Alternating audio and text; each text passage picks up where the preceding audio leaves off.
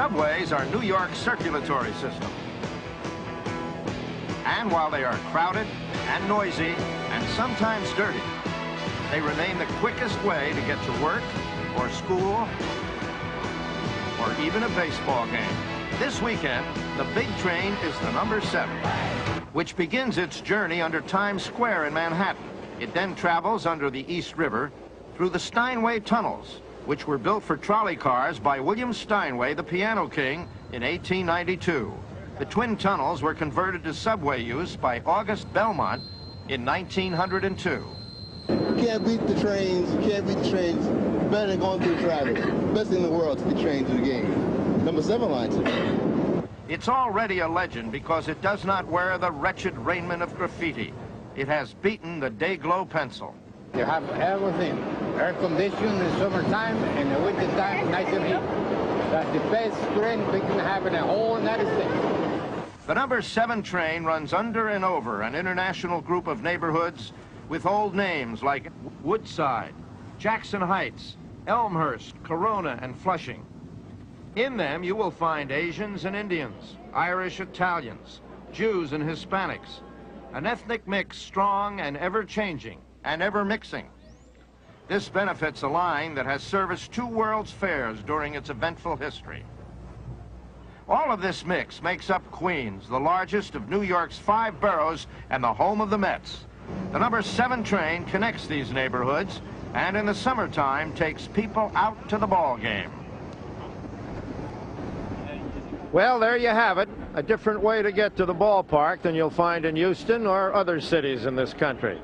And while the New York subway system may not be as elegant as those in Moscow and Paris, say, in Paris, the subways can't take you to the ball game, can they? And that's what we're doing right now. Once again, here's Keith Jackson. Jack, thank you very much. Though they are talking about having some baseball played in the Soviet Union, maybe one of these days the Moscow subways will haul you to the ballpark too. I think we should talk just a little bit about the weather, though, because there is rain forecast for Monday. They think, we know we'll get this one in today in 50-degree temperature.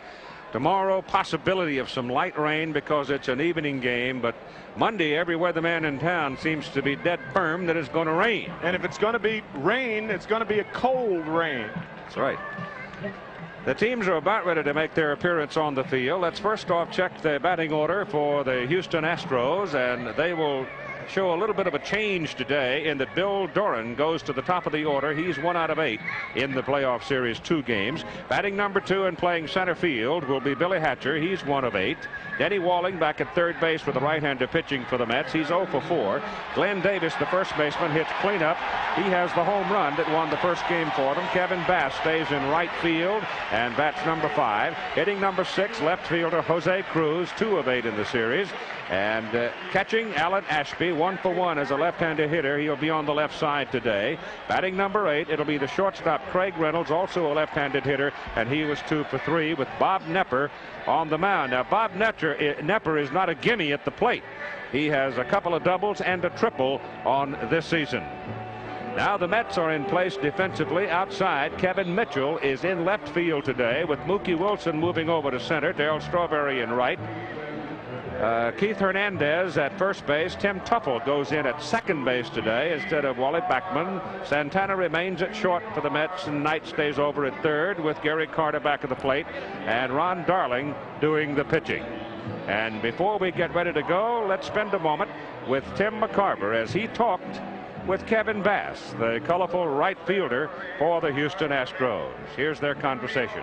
All right, Kevin, we made the deal the other day about the shoes, and I just wanted you to know that I've kept my end of the bargain with Shoe Trees. That's with Shoe Trees. Okay, so now your end of the bargain, the Sammy Davis Jr. The Sammy Davis, man? I mean, like, you're just a real cool cat, man, for doing this for me. I mean that. I really do. And I just want to thank all the people in New York, man, because it's just been a really gas of a time for me. You know what I mean, man? I can dig it, babe. I know you can, because I can. Hey, I really thank you for these. These are nice. You're welcome. What do you pay about it? $90 for these? Oh, we won't get into that. Thanks a million. All right. How about Keith Jackson? One more time. Yes. Okay, here we are, everybody. We're here at the LCS playoffs, and I'm Keith Jackson along with my co-host, Tim McCarver. What do you got to say about that, Tim? And we'll be back in a moment. Oh, me. Another one. You gotta love it. Here I am without shoes up here. Bill Doran has come to the plate. Quick question, Tim, with a movement in the lineup defensively for the Mets. Tuffle at second base, Wilson going to center, and Mitchell into left. What does it do defensively? Well, I think the Mets are weakened at second base because of the limited range of Tim Tuffle and the limited range of Kevin Mitchell in left field. They are weaker defensively, but as strong offensively. First pitch of the ball game by Ron Darling is on the outside corner, a fastball for called strike one. Doran, remember, was taken out of the leadoff spot, shoots it to the right side, big gravy bounce for Hernandez, flips it over to Darling covering, and the leadoff man is out 3-1. Doran finally getting over that pulled groin pull, now has the physical health to go back into the leadoff spot. What's the hop here? Not as tough a hop because the hop occurred a long ways away from Hernandez and gave him an opportunity to adjust to it. They play on Mother Earth here at Shea Stadium. No rug here. Mickey Hatcher, who batted in the cleanup spot the first two games of the series. Billy Hatcher is up there now, 1 of 8, 125. And he is not the most patient guy in town when it comes to taking pitches. He likes to jump on that first pitch, particularly if it is a fastball.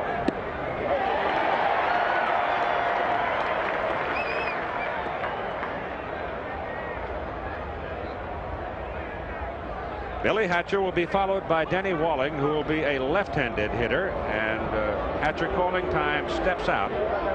Hatcher's speed in center field, though, has been a very big defensive plus for these Houston Astros. He made a catch the other night when it looked like for all the world the ball was going to fall in. He just simply kept churning after it and came home with it.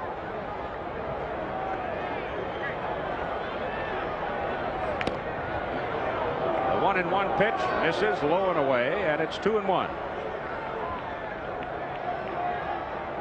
The wind seems to be blowing straight in, but you never know. That's banged over the pitcher's mound, out into center field. Tuffle made a run at it and couldn't flag it. And so Hatcher now hitting in the number 2 spot has a base hit, a bouncing single to center. Now Denny Walling, dangerous hitter. And an interesting confrontation between Ron Darling, with one of the best right-handed pitchers' pickoff moves in the National League, and Billy Hatcher, a man who will run. Darling with very quick feet.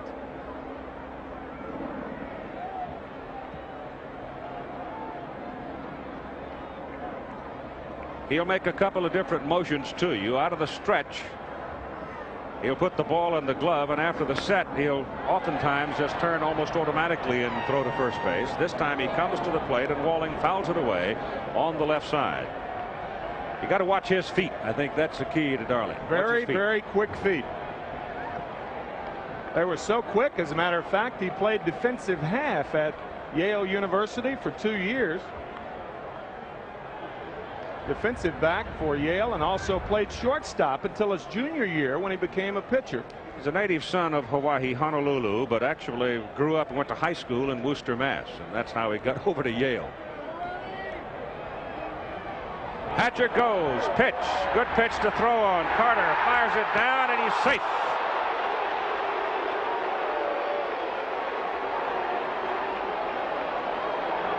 That pitch was up and out and gave Carter a good set position for the throw, but Hatcher just burned it. You have heard of acceleration starting off, but Billy Hatcher had acceleration finishing up. He looked to be out, and that last burst of speed right before the slide and the straight in slide, and Rafael Santana did not apply a quick tag, kind of a slow tag there. Walling loops one to right. It's going to drop for a base hit. Hatcher turns. He's coming home. Strawberry whips it back in, and it's too late. And Houston gets the lead 1-0 as Walling drives in Hatcher from second base. And there's the aggressiveness of the Houston Astros surfacing early in this ball game. And that's something that they have not done in the previous 2 games, even though they did win the 1-0 game. We talked about that tag of Rafael Santana, and it's up to a shortstop or a second baseman when they do get a good throw to make a quick tag, and Santana did not make a quick tag on that throw by Carter. He also took care not to put that hand down, and with the spikes coming in too, which may have cost him the out.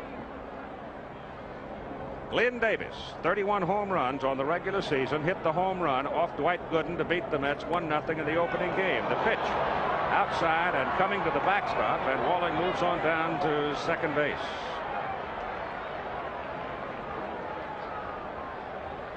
Here's that tag again on Billy Hatcher. You see Santana coming down slowly and actually misses his foot. Yep.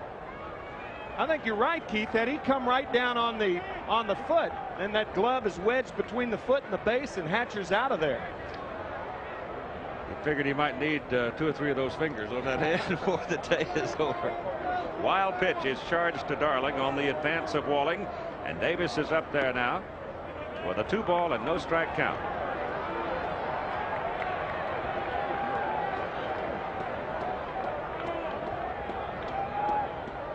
Even though the feeling up here is the wind is blowing in and the flag is showing that as well, it's not necessarily the case because the wind swirls around inside this horseshoe-like structure.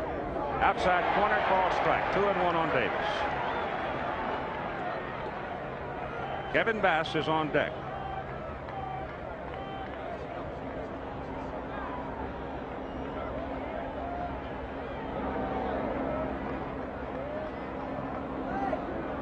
A look at Walling at second and inside corner this time on Davis, and your count is 2-2. He's moving it in and out. And remember, he too can throw the split-fingered fastball, but will not throw it with the speed of a fellow like a Mike Scott. That's the difference between Ron Darling this year and years past. His split-finger fastball, and I would expect that Davis will get that on this count.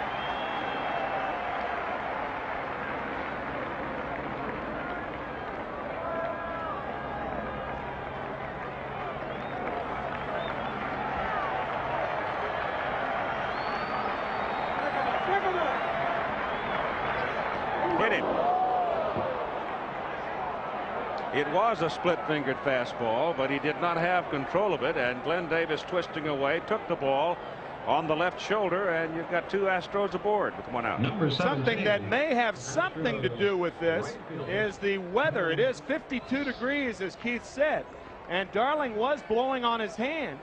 Umpires have given the pitchers permission, obviously, to blow on their hands, so the reaction of Darling appeared to reveal, I said the pitcher's position, the umpire's permission to blow on the hands. Kevin Bass steps in now with Walling out at second base, Davis at first base, and Darling is in with a strike to start him.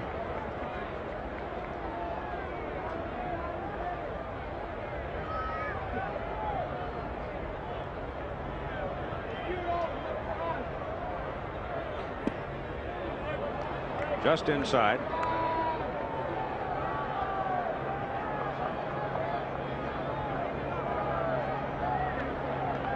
The left fielder playing him straight away. The center fielder Wilson is shading him toward right center. Big hole out there in left center. Foul at the plate. Yeah, and usually when your center fielder moves, he'll take the outfielder with him, but as you can see, Kevin Mitchell is playing Bass like a right-handed hitter, a shade to pull. Now you see Wilson moving to a little bit more of a straightaway position because of the count. There's Kevin Mitchell, who started 28 games in left field this year. Mookie Wilson a little more straightaway because of the count. Hitters are less inclined to pull the ball with 2 strikes. And your count is 1-2 on Kevin Bass. With 1 out, a run in, and 2 on. And that's foul left side.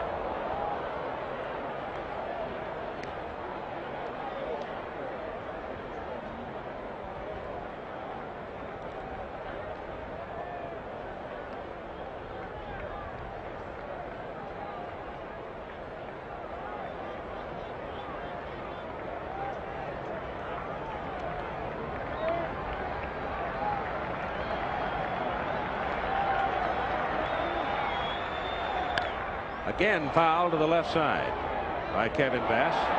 Darling trying to get him outside, and Bass has spoiled the last 2 pitches.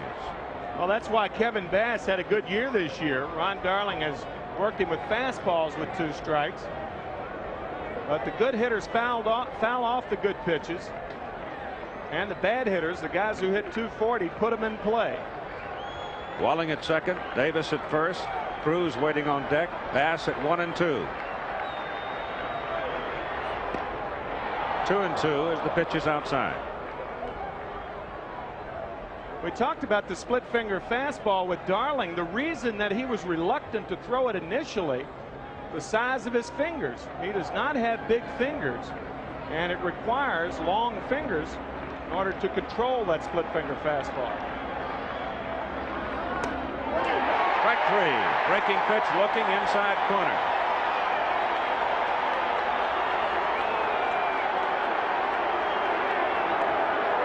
Bass beats at Frank Pulley a bit, the home plate umpire today, but walks away the second out. Bass, I assume, thought this ball was low. And there's that split finger fastball, and I think Kevin's got a pretty good complaint. That ball did appear to be low. He seems to turn it a bit inside to that left-handed hitter too. The ball seems to have that kind of movement on it. With 2 down, here is Jose Cruz, and that's a strike. Kevin having a good longing look, I think, back up at home plate.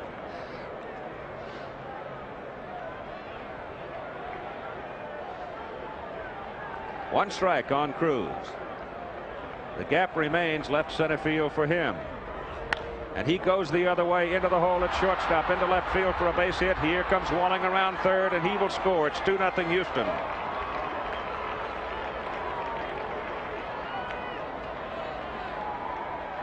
So the stolen base by Hatcher, and if you will, the timid and or late tag by Santana at second base on the throw by Carter.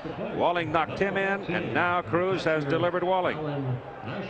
Ball grounded to the right of Rafael Santana, and it had some punch on it too. Kevin Mitchell, playing moderately deep, had no play at Dennis Walling, whereas in the dome he probably would have had a play because the ball would have gotten to him a lot quicker. Ball does not carry through this grass very fast. Alan Ashby, the Houston catcher, is now up. The Astros jumping out to a 2-0 lead, and Darling goes outside with a pitch.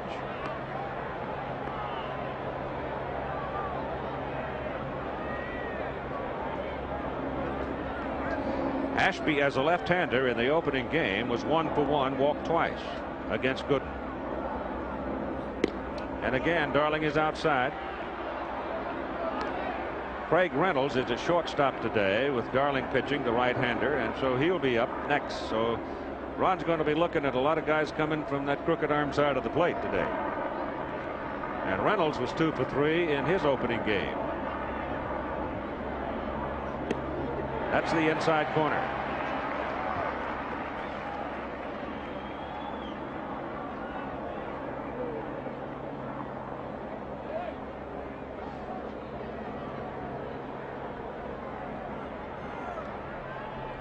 Glenn Davis, second base, throw back on him. They got him.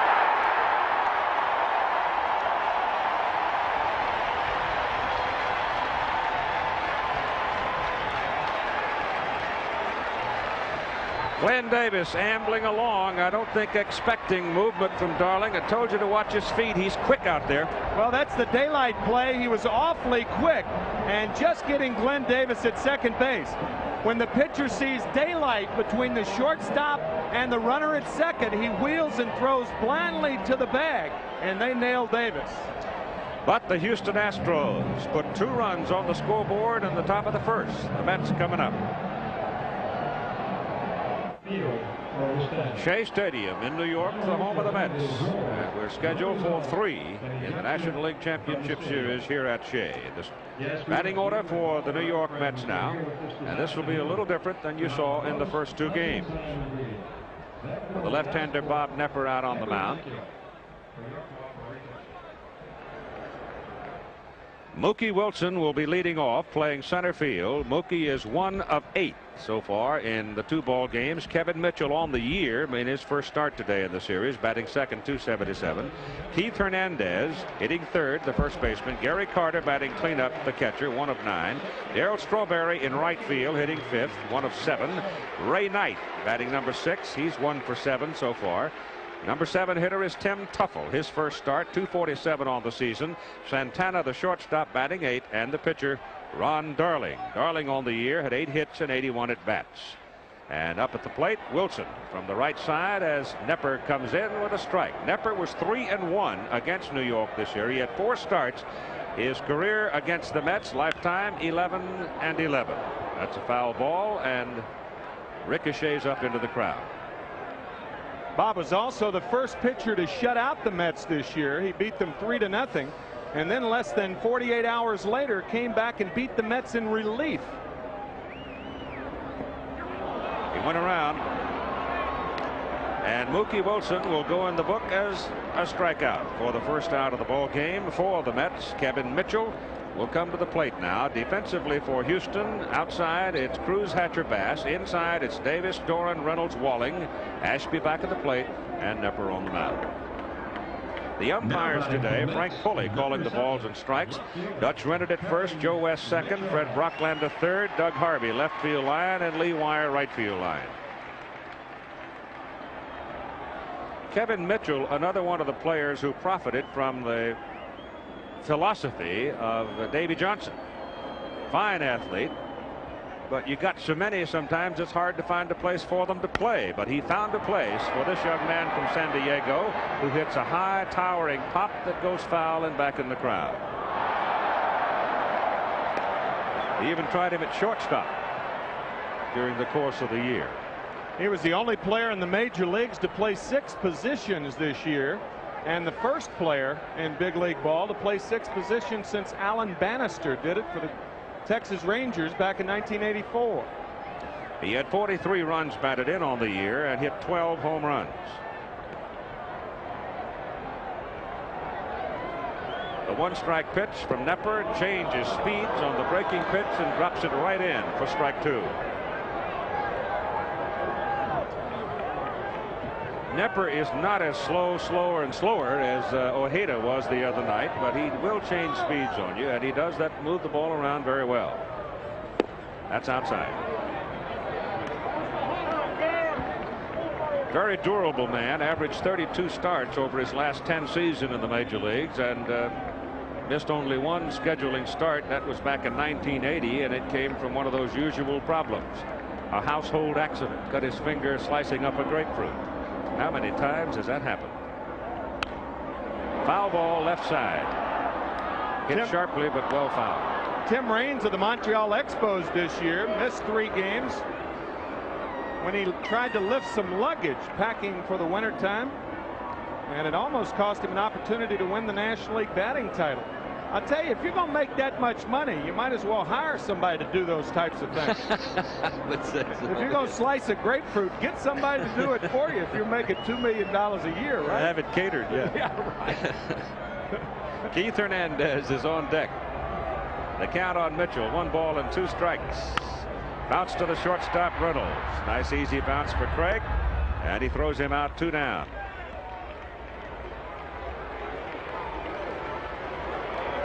Now Keith Hernandez.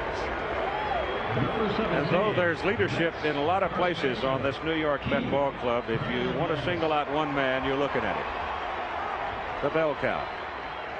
Well, the intensity that Hernandez brings to this club was at a type of intensity that this ball club simply did not have before he arrived, and has had since he arrived.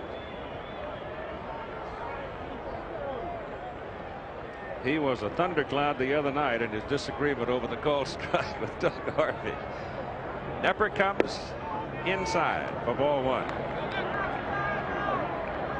Gary Carter, number 4 hitter, waiting on deck. It's 2-0 Houston, getting 2 runs off Darling in the top of this inning.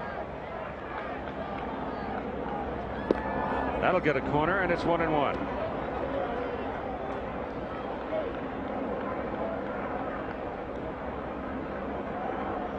He's got just enough movement in his delivery, natural delivery, Gives you a little bit of that look coming from first base side, and it's tough on the left hand. He's going to try to get Hernandez out inside. That ball is hit to Davis. Davis will do it himself. And so Nepper gets the New York Mets in order in the bottom of the first inning, and after 1 inning of play at Shea Stadium, it's 1-0 Houston. 2-0. Your attention, players. Astros scoring twice in the top of the first inning on 3 base hits and a stolen base by Hatcher, figured very prominently in the 2 runs. Now we go to the bottom third of the order for Alan Ashby, Craig Reynolds, and the pitcher Bob Nepper. Ron Darling pitching with a record of 15-6 on the season with a 2.8 earned run average. 1-1 versus the Astros in 4 starts in the past season. Well, Ron Darling is going along a familiar and dangerous path of falling behind the hitters. 2-1 now to Alan Ashby. One of the big reasons that Davey Johnson and Ron Darling have had a, I guess you could call it a quasi feud going on this season, is because Darling upsets Davey Johnson when he's working because he falls behind a lot of hitters. Davey channels it and funnels it right through pitching coach Mel Stottlemyre.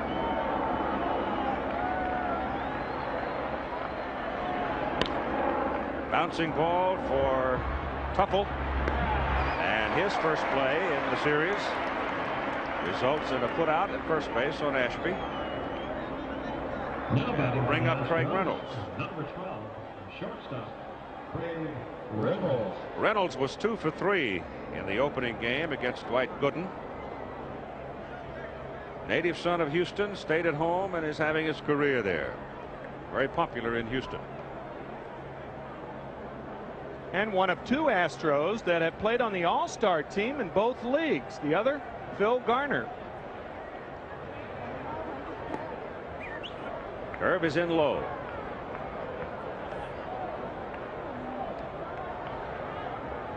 I can see why David Johnson would have a bit of a nervous stomach sometimes with Darling constantly being behind, and he has been so far in this game. The results are often good, but it's getting to those results that give managers bad stomachs. He's now behind 2 balls and no strikes.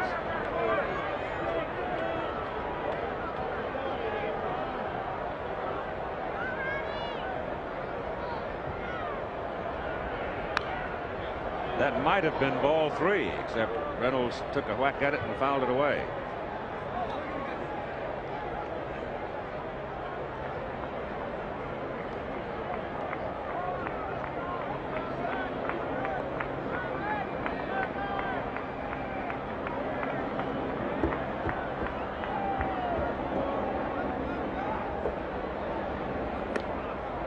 There's ball 3. 3-1 now, with 1 out for the Houston shortstop.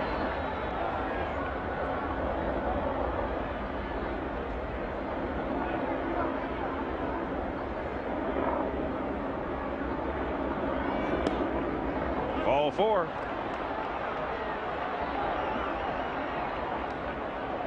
So he's hit a man, and now he has walked a man. He has been touched for 3 hits. Hernandez to the mound to talk to him. And Nepper coming to the plate. Houston, he also has had a wild pitch in the ball game. Bob Nepper.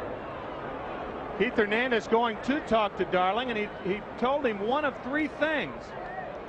Give me a chance to charge, count 1001 and throw home, or I'll charge and then come back to the bag, and the third thing, when I charge, step off. And the last 2 is to prevent that runner from running. So evidently it was he took 1 step forward, held his ground, and he threw over there.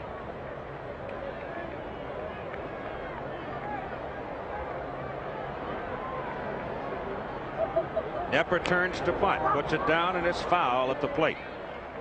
See, the good base runners will break when Hernandez breaks, but Hernandez, after every bunt attempt, will go out and talk to his pitcher and tell him the one of 3 things.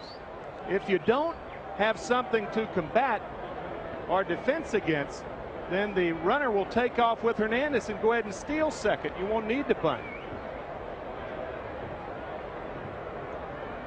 Hernandez comes. Reynolds goes. Pitch is swung on, and a fly ball lifted out into short left field for Kevin Mitchell.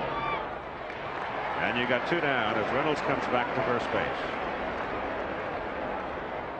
And you saw Craig Reynolds, even though that was the hit and run play, you saw Craig Reynolds take off when Keith Hernandez took off. Second baseman, Bill Doran. That Charlie Kerfeld up there? Or? Charlie and Larry Anderson have the conehead mask that they wear. Never know where they might turn up. Bill Doran, top of the order now, up for the second time. Grounded out to first base, his first time up. And he hits the ball well.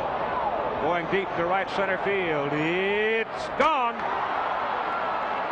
A 2-run home run by Bill Doran, and it's 4-0 Houston.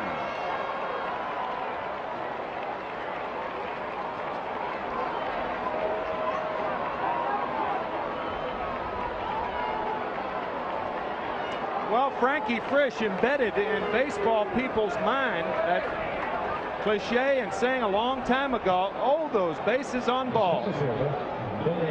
He got all of this one. Sometimes a walk is better than what happened here, but a walk led to the home run by Doran. He was looking for a fastball and hit it a ton. Hatcher drills one to left field. And Mitchell picks it up, runs it back in, and so the Astros are jumping all over Ron Darling here early on. And Mel Stottlemyre is quickly out of the dugout on his way to the mound for the Mets.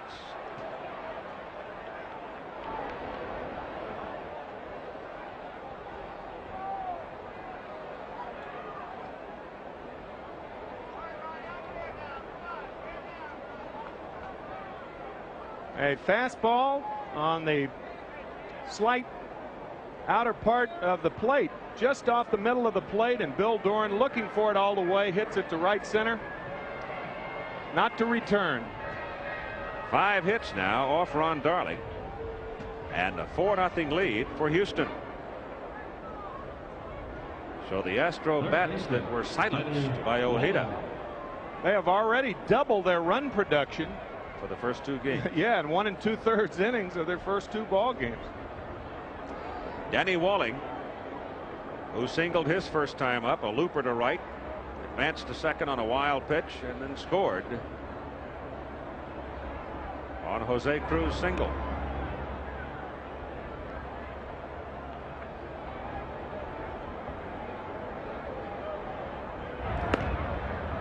Harder throw to first base. Watching Hatcher, first time up.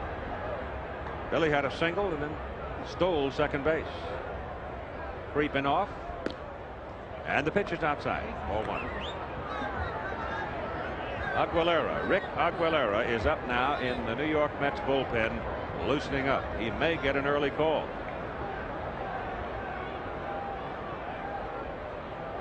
This fella right here, Walling, delivers one more hit. I would imagine things will be. He normally is a starter, and starters hate to come in the middle of an inning.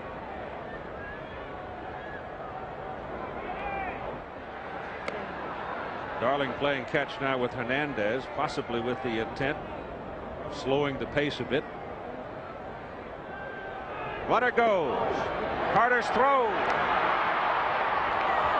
Hatcher's 2 for 2. He beat Darling on that stolen base. And watch Denny Walling take this pitch.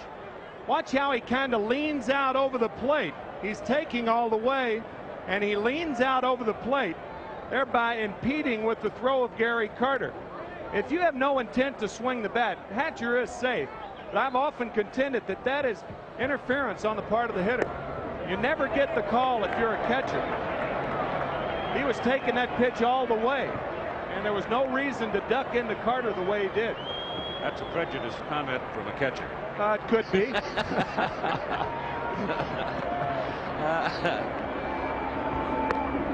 Walling swings and misses and strikes out to end the inning. But The Houston Astros get 2 more, and after an inning and a half in Game 3, they lead 4-0. Middle of the order scheduled for the Mets now. In the bottom of the 2nd inning, they trail 4-0. Gary Carter, Darryl Strawberry, and Ray Knight. Carter has 1 hit and 9 trips to the plate in the previous 2 games. Bouncing ball to the shortstop, Reynolds, and 1 down. Yogi got as big a cheer almost as anybody when he was introduced, even though he is a coach with the visiting team. Of course, Yogi Berra is cheered everywhere he goes in New York City. And if the Astros win this playoff series, Yogi will be going to his 22nd World Series. Darryl Strawberry at the plate with 1 out and nobody on. And Strawberry is often victimized by left-handers, and he starts out taking a pitch high for ball 1. You can see that he has not damaged Bob Knepper this season. That ball is way outside. 2 balls and no strikes. I asked Yogi the other day, what in the world have you done with all that money you've collected from all the playoffs and the World Series and everything? And he said, oh no, I'll give it to Carmen. Carmen, his wife, of course. Carmen's handled it well, too. Yeah. All right, Knepper, with a man at the plate who has had almost no success against him, goes to 3 balls and no strikes with 1 out.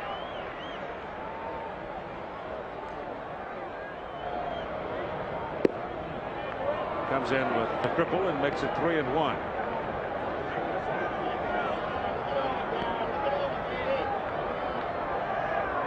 Strawberry has 1 hit in 7 at-bats in the first 2 games and fouls back, and now it's a full count, 3 balls and 2 strikes, and there's a souvenir ricocheting down into the crowd. You better watch it around this area too, because the ball will hit the facade and come back down and plunk you. Swings and misses. He struck out on a pitch that was out of the strike zone. Well, that's the 5th time that Strawberry has gone down on strikes. Number 22. And we mentioned the other night, when you flail at a strike one-handedly, you're not swinging the bat very well. And as you see, Strawberry way out in front of that pitch. 2nd strikeout for Knepper. Now Ray Knight. He had a hard time in the ball game against Mike Scott. Of course, a lot of folks did. That's where he got his 3 Ks. A lot of folks would have, too, with bats in their hands. That does a sharp shot to left field, and the Mets have their first base hit of the ball game. Knepper got it up over the plate. Knight nailed it, and it brings up Tim Tuffle. Mets, the 2nd baseman. Tuffle on the year had a .247 average, 4 home runs, and 31 runs batted in.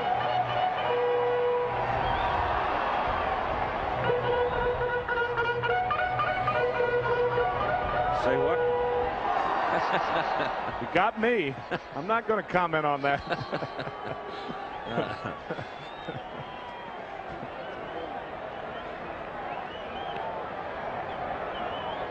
Ray Knight on first with 2 out now. First base runner for New York, and Knepper falling behind Strawberry 3-0 got him. But Knight jumped on the first pitch, and now Tuffle is up and he takes low, ball 1.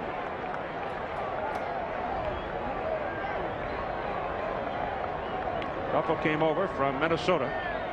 The winter trade. That ball is hit to the 2nd baseman Dora, who flips it over to Reynolds, the shortstop, forcing Knight coming down, and the Mets are turned away. But at least they have a base hit now in their scorebook. So after 2, it is 4-0 Houston. That camera belongs to Houston's pitcher Bob Knepper, and obviously he can't be fiddling with it today, but he's passed it off to other folks to keep recording a video history of this championship series and take it home, edit it, and have something to show visitors. Matter of fact, he got Mike Scott's 1-0 ball game the other night, and also the no-hitter that Mike Scott pitched to clinch the division for the Astros. Glenn Davis, Kevin Bass, and Jose Cruz for Houston. That's a bouncing ball. 3rd baseman Ray Knight, long throw, and he gets Davis.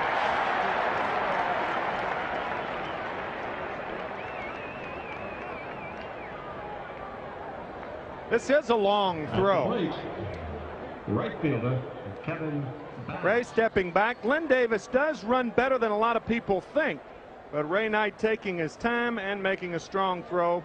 An easy 5-3 play. And Kevin Bass, who struck out looking his first time, is now at the plate.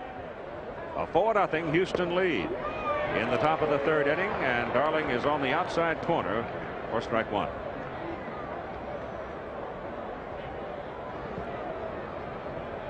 You can see there that Kevin has been busy at the bat in the series and has started to hit the ball for distance.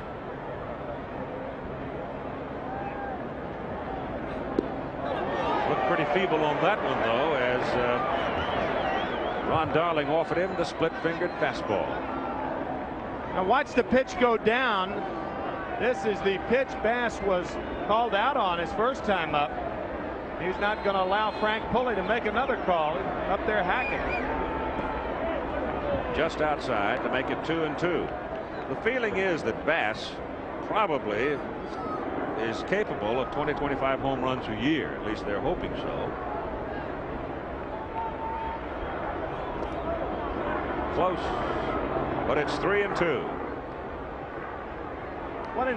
What an advantage it is for a hitter not to have to bail out. Imagine Pete Rose, over 14,000 at bats in his career, never bailed out. Bass patient, works Darling for a base on balls.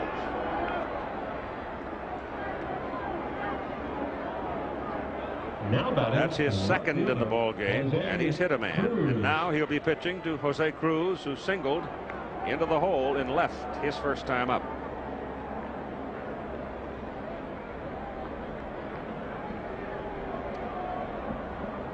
One out, top of the third. Bass pretty quick on the bases.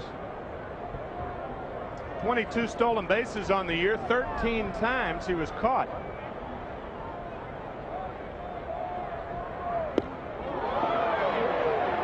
Cruz losing his hat as he went all the way with that swing. Jose Cruz rarely gets cheated. If I were Hal Lanier right now, it'd be a good idea to send Kevin Bass. You've got a team that's down. You are in a position to play much more aggressive baseball.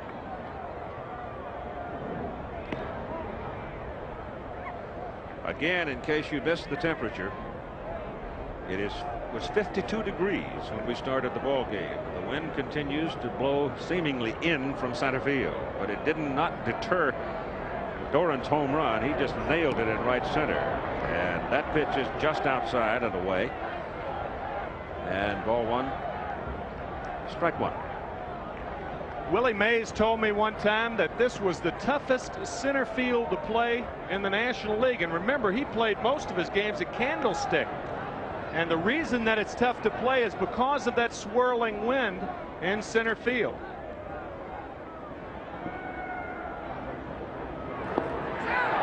A little closer that time.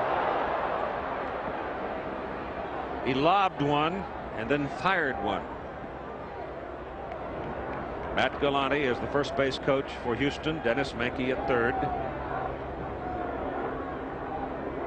1-1, no, goes back to first base again. So Darling is selling Bass on the idea, don't go.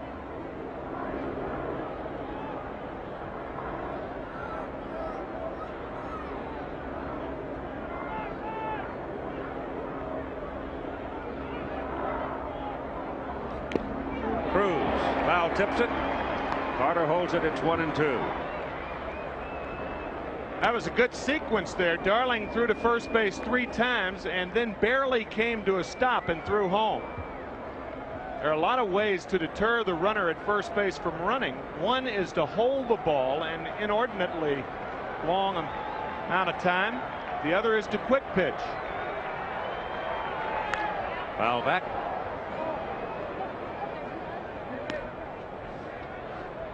Bass really has shown no intent, real intent to go yet. His leads have been moderate. Of course, you do have Jose Cruz. That's the other side of the picture, or as Paul Harvey would say, the rest of the story. Left-handed pull hitter up there. Right side open. The hole's open.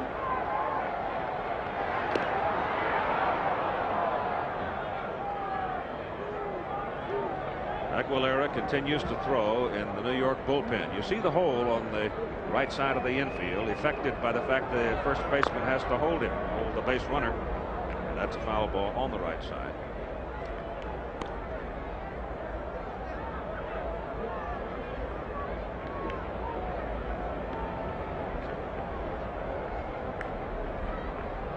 It's Tony. Darling. Tony O'Reilly Darling from Ireland. Tony and Ron are expecting their first child this spring.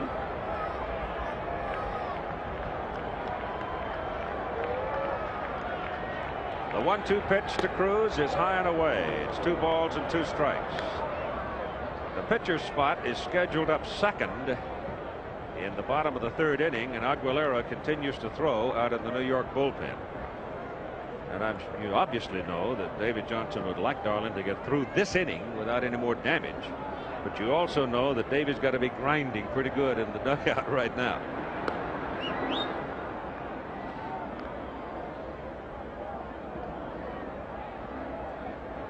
Kevin Bass is the base runner, having walked 1 out.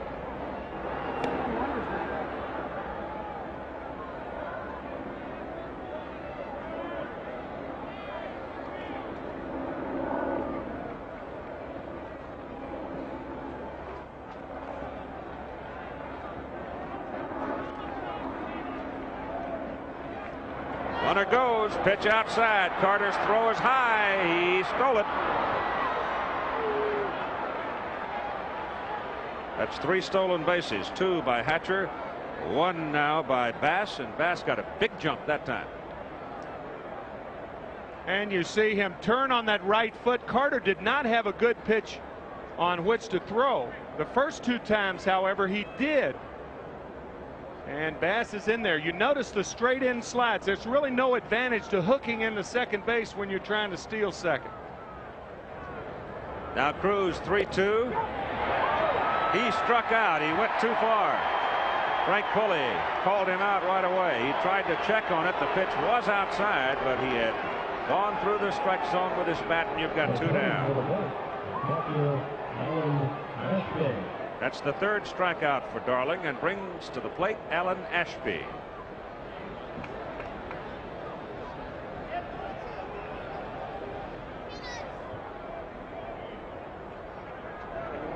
Again, the long stroke costing a hitter. He could not check it once he'd started it. And Ashby pounces the ball to Santana at short, throws him out, and Houston strands Kevin Bass. So in the middle of the 3rd inning, game number 3 of the National League Championship Series, it's 4-0 Houston. We'll be back after this commercial message and a word from your local station. Toughest ticket in town, getting into Shea Stadium the next 3 days.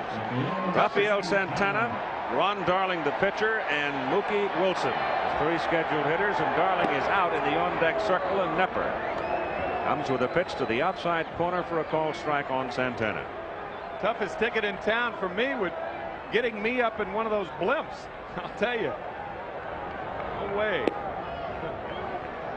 1-1. Aguilera now has gone quiet in the New York bullpen.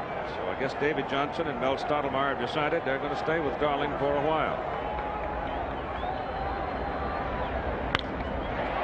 Hard shot to the shortstop. Reynolds handles it well, throws it low, but Davis digs it out.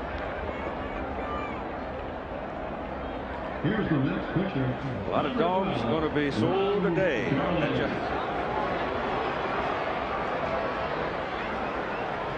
And the pitcher, Ron Darling, comes to the plate. 81 at bats, 8 hits, a pair of doubles on the season for him.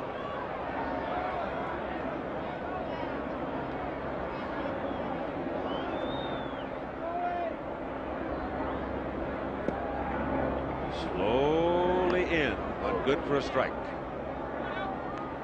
Darling majored in French and Southeast Asian history at Yale. His wife speaks a couple of languages, and understand he's talking about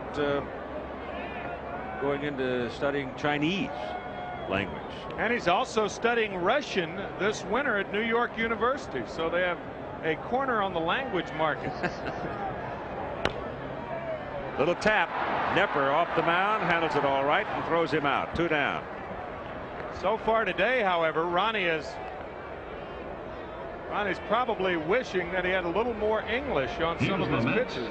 I guess you could talk in whatever language that fitted your feelings on a particular morning, huh? Right. Cincinnati jumps out to a 7-0 lead over Penn State. Bit of a surprise, but it's early on. Coming up after our baseball game, some of you will see Miami, Florida, top ranked in the country at West Virginia, or the Texas-Oklahoma shootout at the Cotton Bowl in Dallas. Here's Mookie Wilson, the top of the order. Mookie struck out swinging his first time up and takes a strike from Nepper. Cincinnati Bearcats are not that bad a football team. You can't go to sleep against them. They'll jump you.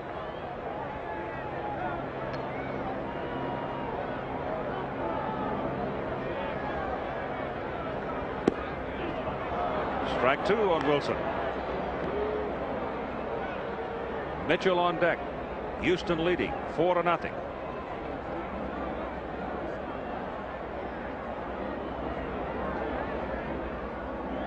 The Mets starting their second time around against Nepper, and that pitch just misses. 1-2.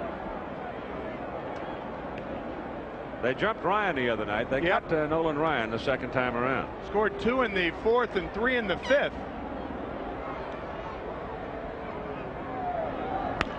That's foul. And that woke him up in camera row down the left side because it was a dart.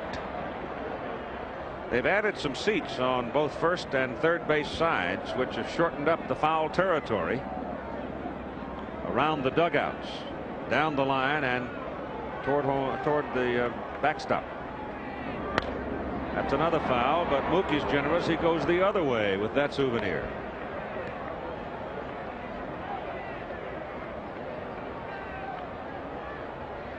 And that could be a problem as far as first baseman and third baseman are concerned on foul balls. About 10 feet taken away. That's foul into the dugout on the Astros side. And of course those seats were installed because they're seats. More money. Yep. And with the change of venue from Houston to New York, I guess you could add a new term, the change of revenue. Finally got that in.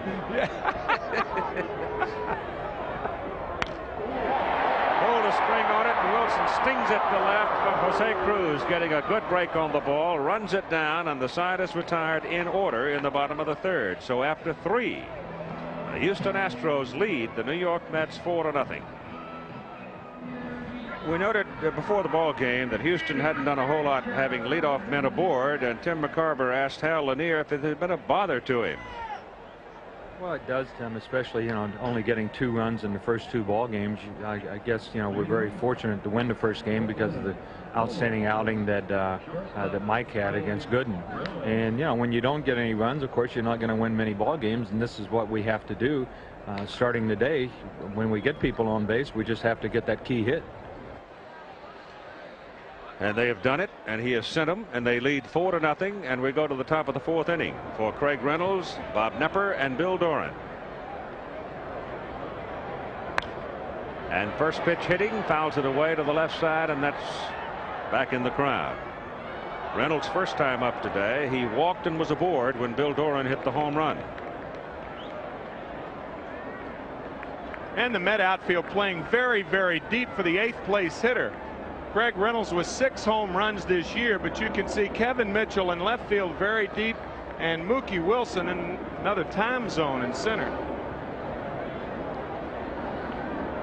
You can understand the pull position because when a player pulls the ball, he's using all of his body with which to hit. However, when he hits the ball the other way or to center field, he's using more of his arms, just his arms. He doesn't complement his power with his body. That's why you shouldn't play him as deep the opposite field. In this particular case, left field. That split-fingered fastball dropped. There's Dwight Gooden, who pitched the opening game for the Mets. Struggled some, but still kept his ball club right in it.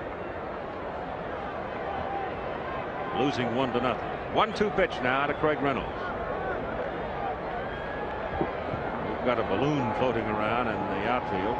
They continue, and Darling goes outside. Nepper is in the on-deck circle. There's your balloon flopping around. In the case of Mitchell and Wilson, both, though, they like to charge the ball. Well, that's true. Obviously, you're better coming in on a ball than you are going back on a ball, but there's got to be an area where you can do both. You can't play too deep just to give yourself an added advantage of coming in on 2 balls, because you're going to be 5 or 6 steps too deep. Everybody likes to come in on the ball, and it's easier to come in than go back. Well, academically struck him out. And now the pitcher Nepper will come to the plate.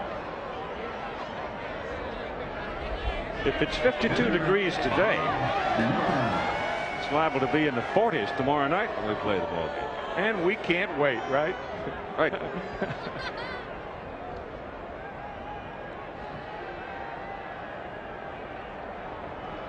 Well, the hand warmers are a little easier to handle these days. They got that chemical stuff now. You can break it up, stick it in your pocket. You don't have to take that hot thing out there. Darling looking a little better in this inning as he's finding the corners now, and he hits one there for a called strike on Nepper. That's low.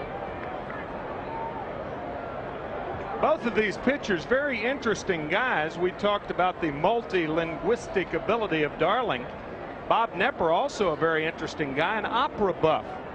Favorite singers are Pavarotti and Mario Lanza.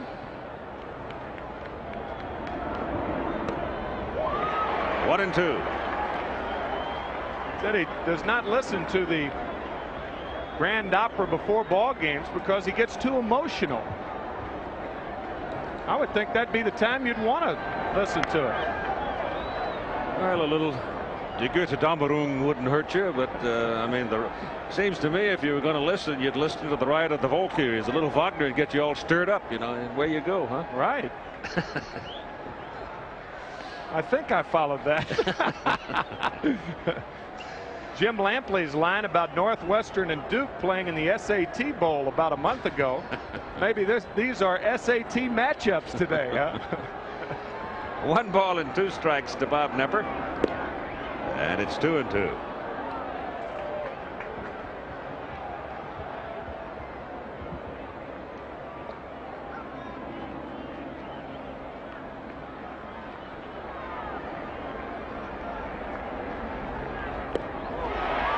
Struck out 2 in a row.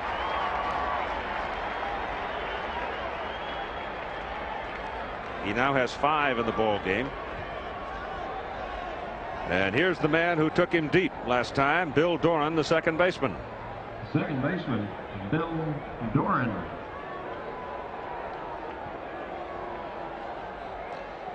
Here's the home run Bill hit in the second inning off Darling.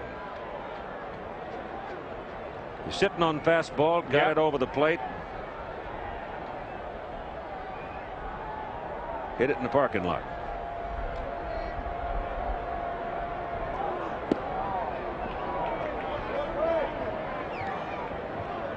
Jerry Kuzman and Tommy Agee to Jerry's left.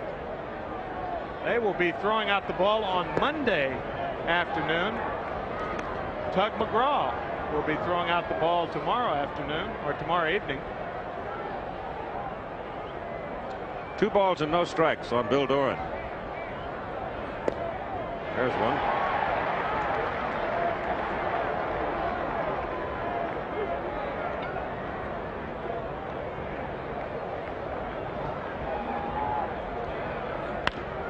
To the shortstop, Santana. Doran runs well, but Santana guns him down. And so Darling gets the Astros in order in the top of the 4th. And after 3.5 innings of play, the Astros lead the Mets 4-0.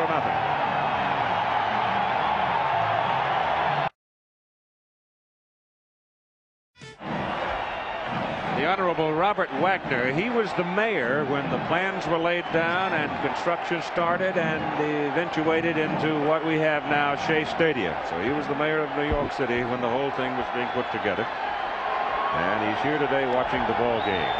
And the home folks will send up Kevin Mitchell, Keith Hernandez, and Gary Carter. And Mitchell stings it to center.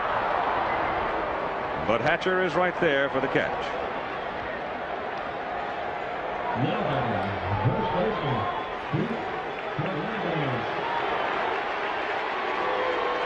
Keith Hernandez now, who bounced out to the first baseman unassisted his first time. I'll tell you, Keith, the tempo of the crowd has picked up somewhat here in the fourth inning, but the Astros did exactly what they hoped to do. Take them out of it. That's right. When you score early, you take the home crowd out of it.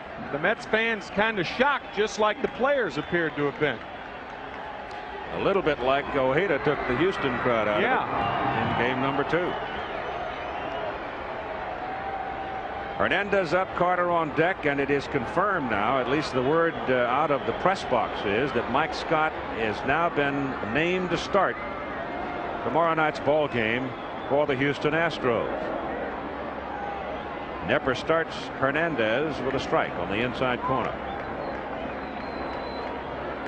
There's a lot of conversation you can build around the start of Scott tomorrow night as Nepper delivers, and Hernandez hits the ball into left center field, drops for a base hit. Cruz blocks it, whips it back in and holds it. The ball gets loose in the infield, but Nepper picks it up. So Keith Hernandez is aboard. That is only the second hit in the ball game for the New York Mets. But here comes Gary Carter.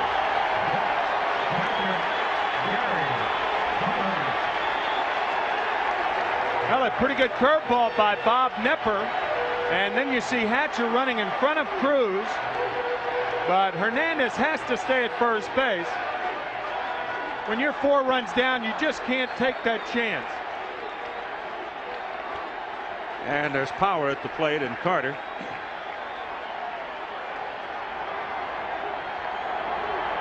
Has one double in the series. And Nepper is outside and low to Carter for ball 1. This is a situation where Bob Nepper will start turning the ball over on the outside part of the plate to try to induce Carter to hit the ball to the left side. Nepper always up among the leaders in double play. And Gary just nips it with the end of the bat.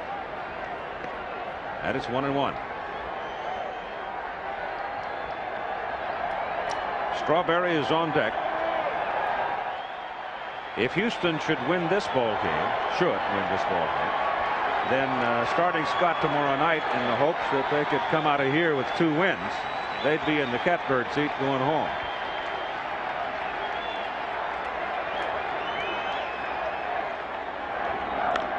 Ball is hit to the right side, and Bass going back. Wind grabs it a little bit, but he plays it well. And the throw back in, a strong throw, but Hernandez hustling gets back to first base.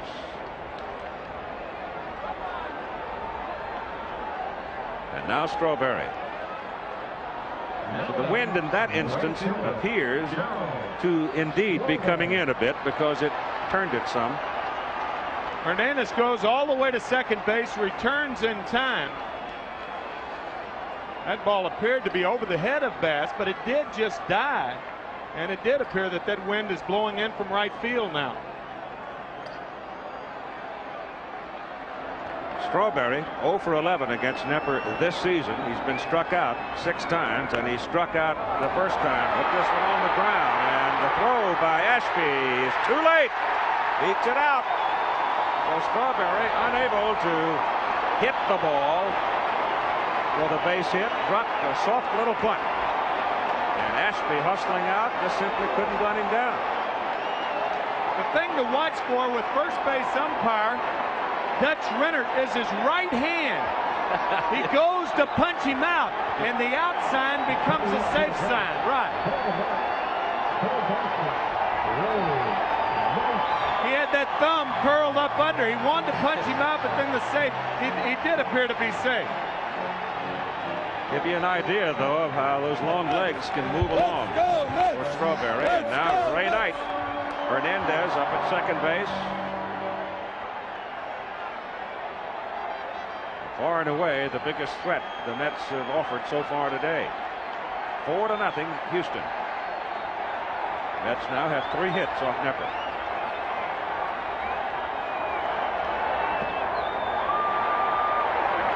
Ball bouncing away from Ashby, but he recovers quickly. Runners are held. Knight, first time up today, had a base hit. And then was forced at second base for a 3rd out. Got back in the 2nd inning.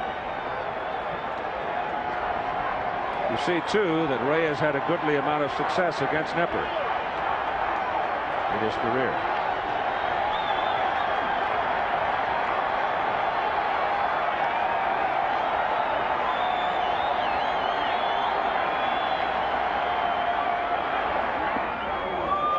Changes speeds, misses inside. 2 balls and no strikes tonight. Talk about the looks of a guy who's trying to zero a pitcher in. How he just stares seemingly through the bat right at Bob Nepper.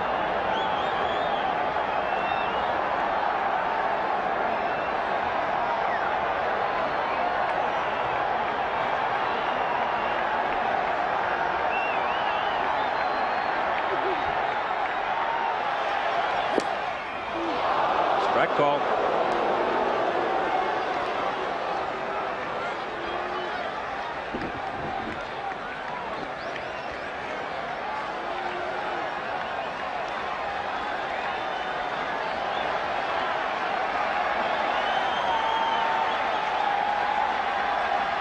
Hernandez on second. Strawberry at first. Knight swings and misses, and it's 2-2. Tough pitch there. And the ability of throwing the breaking ball behind in the count can't be emphasized too much. If major league hitters are allowed just to sit on one pitch, they're eventually going to get you. That was a good 2-1 curveball there tonight.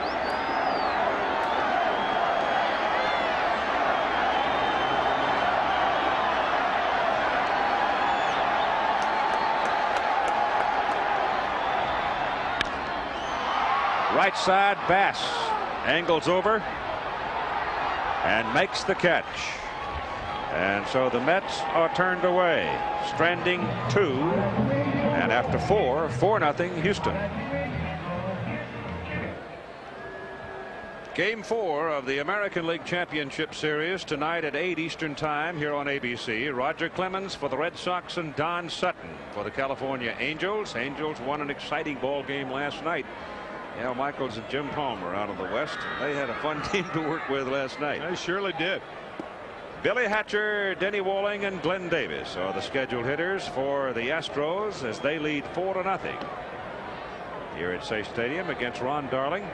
It has been confirmed now, as we said earlier, that Mike Scott is the scheduled pitcher for Game 4 for Houston, and he'll be going against Sid Fernandez, the big left-hander for the Mets. And Al Lanier making his decision after talking to Mike Scott to go ahead and let him go. Hatcher hits a high pop. The wind's got a hold of it a little bit and drifting it back, and great catch, a great play by Knight. He's in the dugout. Astros help him a little bit, and he couldn't hold it as the ball hit his glove just as he went tumbling into the dugout. But a great try by Ray. The manager of the California Angels, Gene Mock, had this rule changed about 20 years ago. If Ray Knight had come down with that ball and the visiting team helps him, and in the process he drops the ball, the batter's out. Gene Mock knocked it out of Jerry Grote's hands. Jerry, the catcher for the New York Mets at Veterans Stadium, not Veterans, Connie Mack Stadium in Philadelphia. Hopper back to the mound. Darling handles it and throws out Billy Hatcher. It used to be if you catch a ball and go into the dugout, anything goes. You could actually whack it out of the guy's hand because technically that was their dugout. But Gene Mock had that changed when he dislodged the ball from Jerry Grote, and they changed the rule after that 66 season. Denny Walling is now up for Houston with 1 out. to the second baseman Tuffle. 2 down.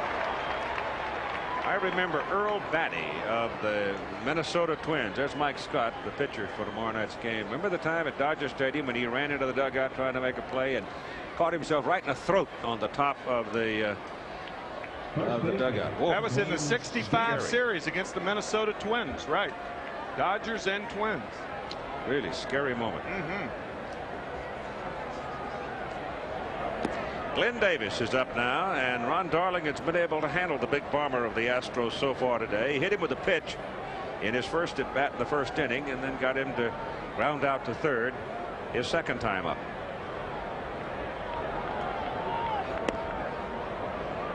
Two balls and no strikes to Davis.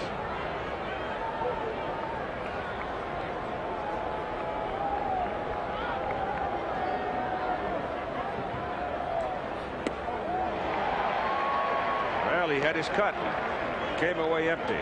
We're at bat in the top of the 5th inning for the Houston Astros, leading 4-0, and it's 2-1 count.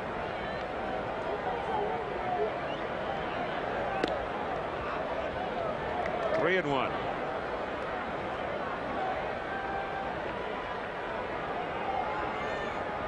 This is a fastball. Watch this swing. In the strike zone.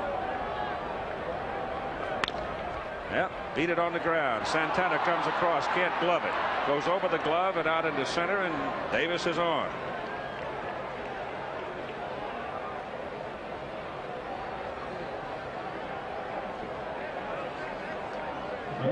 It's going to be scored as a hit, the first hit for the Astros since the 2nd inning. Santana with the count 3-1, since the hitter will or is more prone to pull the ball in that situation, had to play him over in the hole. Thereby, what would normally be a routine ball takes a short hop and caroms into center field. A base hit for Glenn Davis.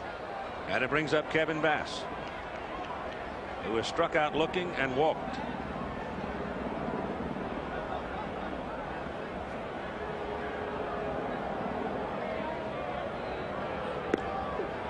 Outside corner.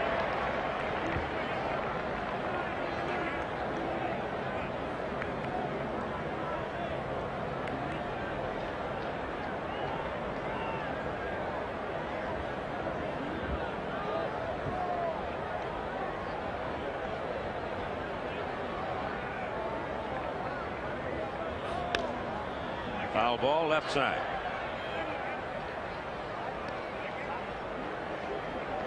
You really think he's going to keep your shoes? Yeah, I do. Shoe trees and all. I didn't tell him that I've been trying to get rid of those shoes for about a year, and nobody would take them.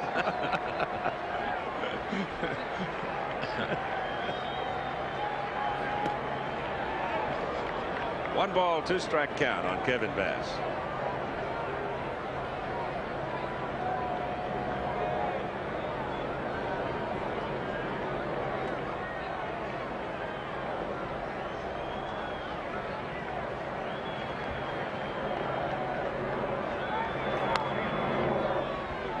Fouled into the Astro dugout.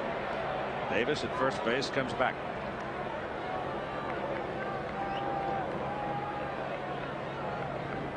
What do you figure about 10 feet they gave up in foul ground? This new seat on each side. Looks like about 700 to 1,000 people added. Prime seating, and they do have the glass up in front of the customers down there, because that ball does get back there in a hurry to prevent injury. There you are. 1-2 pitch to Bass, popped up, coming back, it's out of play. He's in a defensive posture now at 1-2. He has really been taking a lot of defensive swings. He struck out his first time on a called split finger fastball for a strike, and then walked on a 3-2 pitch his next time up.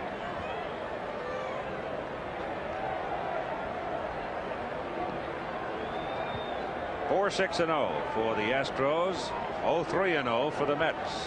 The line at the moment.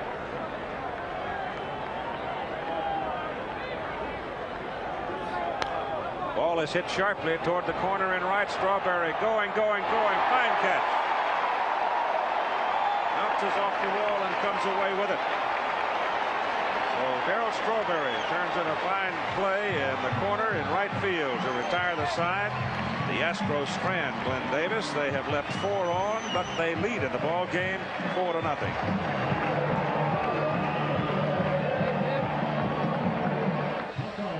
Well, one of your great salesmen for this city, Mayor Ed Koch, there holding the banner, rooting for the home team. Sun now is out quite bright and undoubtedly warming things up just a bit as we go to the bottom of the 5th inning. For the Mets, Tim Tuffle, Rafael Santana, and Ron Darling. Darling has now thrown 93 pitches, and Aguilera is up in the pen again for the New York Mets.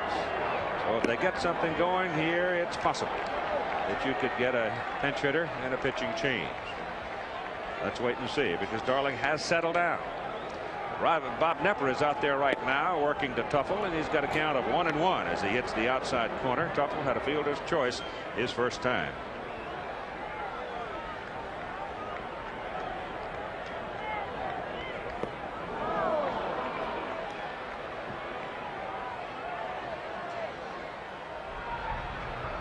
There's Rick Aguilera.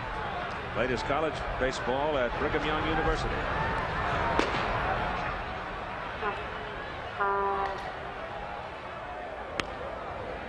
Foul ball. On the banner that Mayor Koch held up, I couldn't help but see that apple on that banner, and the wager between the 2 governors is rather interesting this year. Governor Mario Cuomo will wager apples and cheese, and Governor Mark White, governor of Texas, will wager a barbecue. Now to up that wager, this is big time, you know. That's not a big wager, is it, Keith? Texas barbecue's pretty good. Yeah. Okay. Depends on where they pick the apples. Popped up.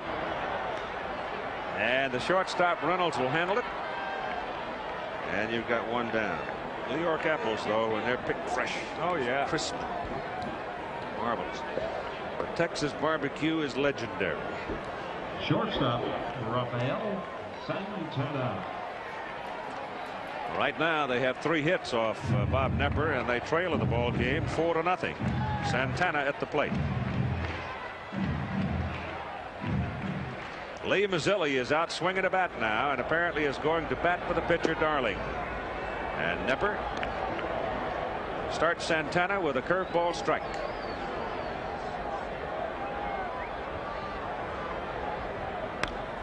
Pops him up.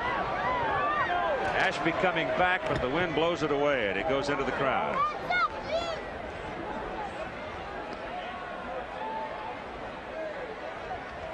Can't say enough about the job that Alan Ashby does with this Houston pitching staff. We mentioned the other night that Mike Scott, with that split finger fastball, a very difficult pitch to handle, and Ashby has allowed only 3 wild pitches from Scott this year.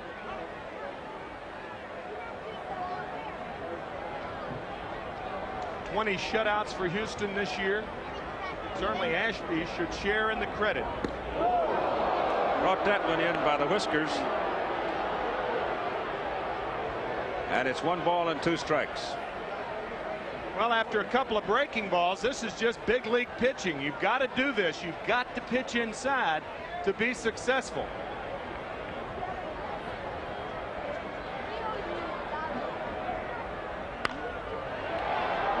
Walling knocked it down at third, throws high, but Davis handles it and comes down on the back for out number 2. Your attention, please. Denny Walling almost handcuffed by that shot. He kept it in the territory, and with a good long strong throw got him. Yeah, when a ball's hit this sharply, you have the luxury of maybe booting a ball if you get back to it in a hurry. But Walling does throw it high, but Glenn Davis saves the error. It was a rainbow. Lee Mazzilli making his 2nd appearance in the series as a pinch hitter. Struck out down in Houston, but he nails this one up the middle for a base hit.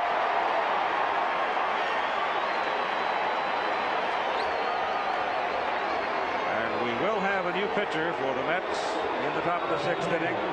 Aguilera has been warming up now for some time, and the Mets now bring up Mookie Wilson, the top of the order against Knepper. 2 out, and Mazzilli on first.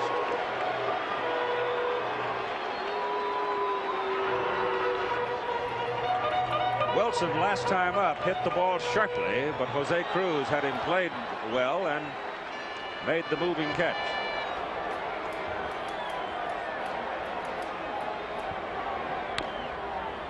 Foul ball. Strike 1.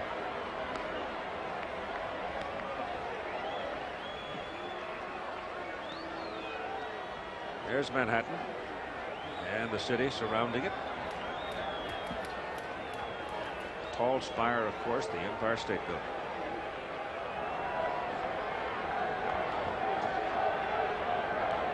I remember when that was the tallest building in the city. Before the World Trade Centers, huh? Yeah. Not anymore.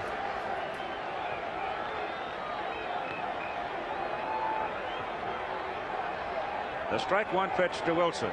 Mazzilli at first, Davis holding, and it's up and away. 1-1.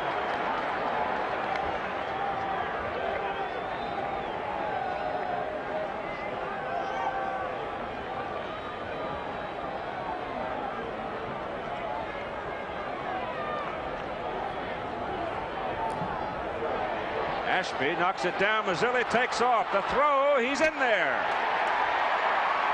Ball rolled about 6 feet, 8 feet behind Ashby. Mazzilli, sensing opportunity, took off, and he made it.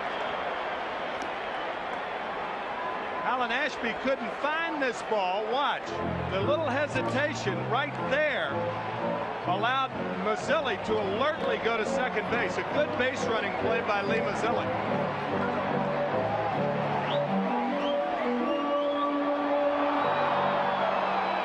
Wilson has a chance to deliver Mazzilli from second base with 2 out.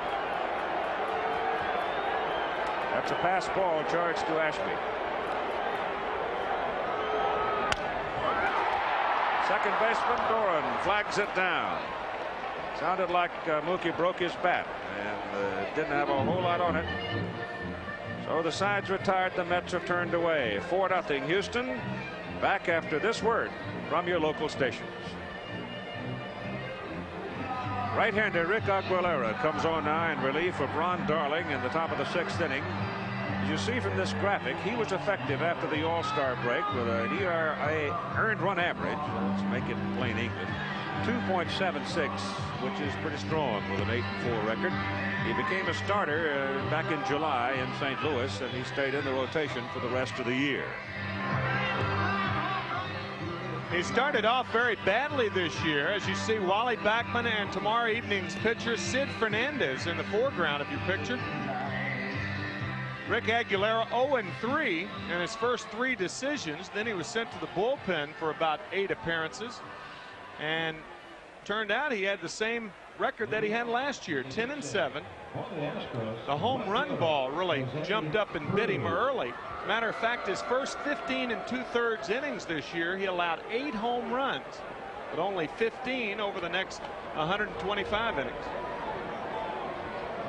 That's a bunch, isn't it? Get a crick in your neck watching that minute go out. Jose Cruz comes up to face him. Alan Ashby next, and then Craig Reynolds.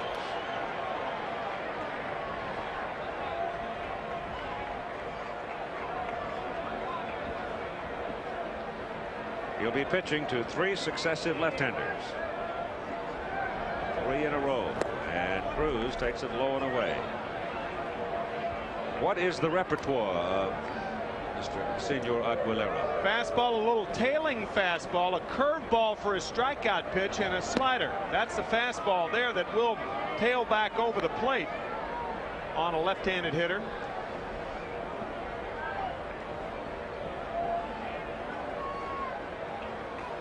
Jose Cruz, 39 years of age. One of the quality players in Major League Baseball.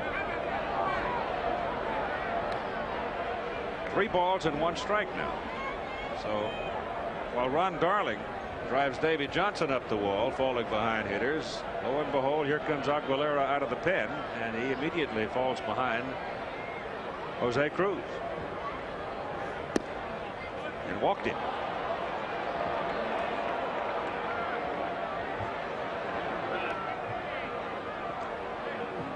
Houston, catcher. CFA college football follows our baseball game. Some scores coming in now. Notre Dame over Pittsburgh 3-0 in the second quarter, and Penn State has come bouncing back now to lead Cincinnati, while Auburn is pounding away on Vanderbilt, and the Tigers are undefeated. And there's a bit of a surprise. North Carolina State had been ranked in the top 20, but Georgia Tech's jumped all over them. Ashby fouls it away. Out of play. Coming up next, we'll have Miami at West Virginia, the top-rated Hurricanes, or Oklahoma, Texas, depending on what kind of part of the country you're going to be watching today. Texas Oklahoma is going to be interesting because there's so many things swirling around that. When the Texans angry that everybody thinks Oklahoma's going to run them out of town. The story about Fred Akers being in trouble with his job. That's a bouncing ball tonight at third, goes to second, one back to first. Double play. Hernandez had the ball in front of him and bouncing about 3 feet from him and handled it as if it had been right on the numbers.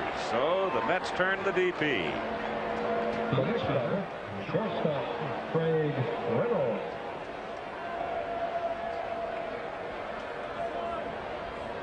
Hernandez at first base with that glove is just about as good as anybody. Yep. He saved so many errors of the Mets infielders.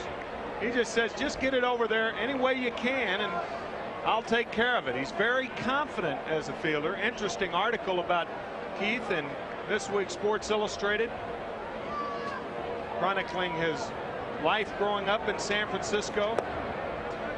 Batter is the shortstop Craig Reynolds, who has walked and scored and struck out swinging. Not only did Keith's father John used to throw to him a lot, have Keith take a lot of batting practice, but he just hit him one ground ball after the other.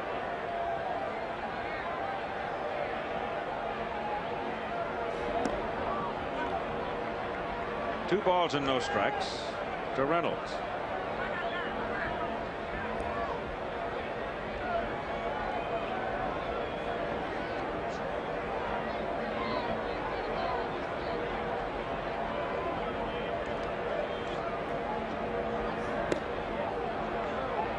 Three balls and no strikes. Well, the pitcher's best friend, the double play, perhaps has helped Aguilera without keep from digging himself a hole here at the top of the sixth. Inside corner with a slider. You had a chance to see a pitcher's best friend following a pitcher's arch enemy in one inning. The walk, the arch enemy, and the double play, the friend.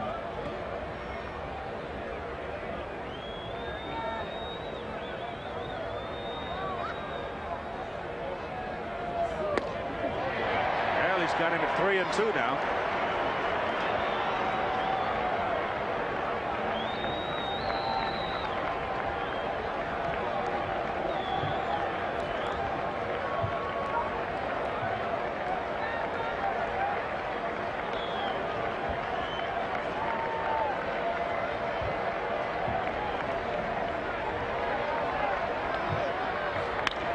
Up the middle. Sinking liner drops in front of Mookie Wilson. And Reynolds is on with base hit number 7 for Houston. Now batting, pitcher Bob Knepper. So with Reynolds on first, here comes Bob Knepper. Perhaps to go back to a point you made earlier, Tim, about Wilson playing deep in center.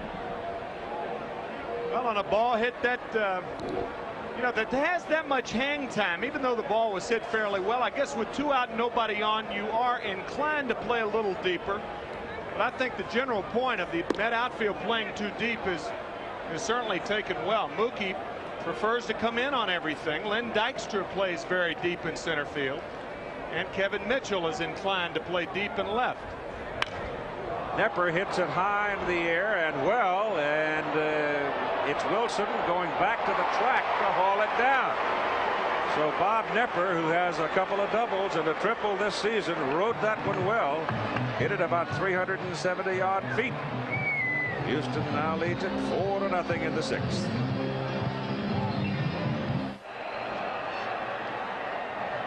Today, the anniversary of that 1969 World Series. The Mets, born in '62, went for the Big Apple in 1969, and it was Casey Stengel who really planted the idea of the amazing Mets.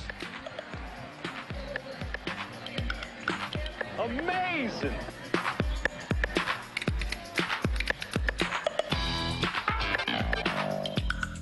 Amazing.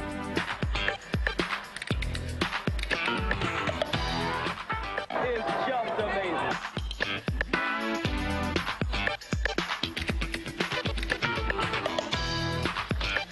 Gil Hodges, of course, there as they fill the streets with confetti and saluting one of the great stories in the annals of sport.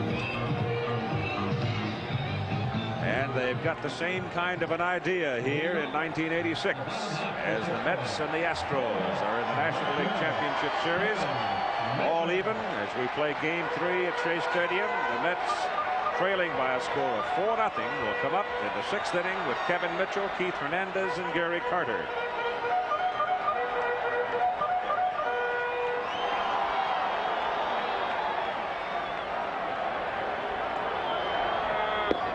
Bob Nepper pitching for Houston, and he gets a strike call on Mitchell. Kevin hitless in 2 trips today.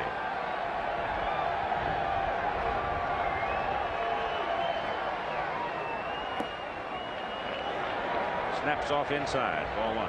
I think it's interesting to note that the Houston Astros of '86 are more like the 1969 Mets than the 1986 Mets are like the 1969 Mets. I mean, here's a team that a lot of people picked to finish 5th or 6th, possibly lose 100 games. They're riding the same crest that the Mets rode back in 1969.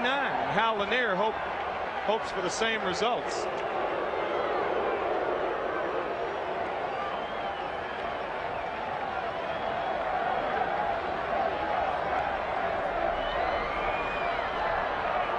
Two balls and a strike to Mitchell. 3-1. See Nepper cock his head a little bit. He thought he had a chance of getting that one called as he nibbled at the outside corner, as again the ball tended to tail away from the right-handed hitter.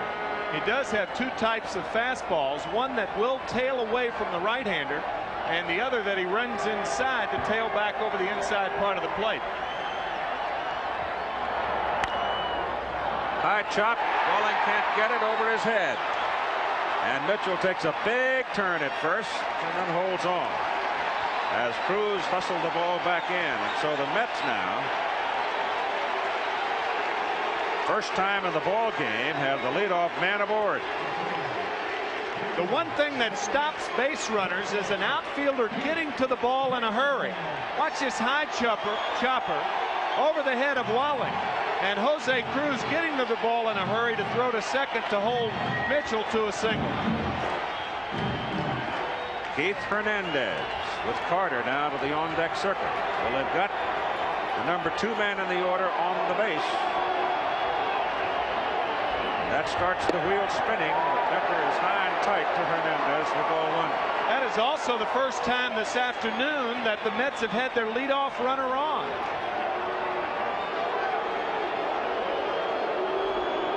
I would think he'll work Hernandez inside. The base hit he got on the curveball away his last time up, and that's how left-handed pitchers try to work Hernandez. Right-handers too, for that matter. Charlie Kerfeld up quickly in the Houston bullpen. Al Lanier with that 4-0 lead, quick to respond as Nepper gets in a bit of trouble here early on in the bottom of the 6th inning.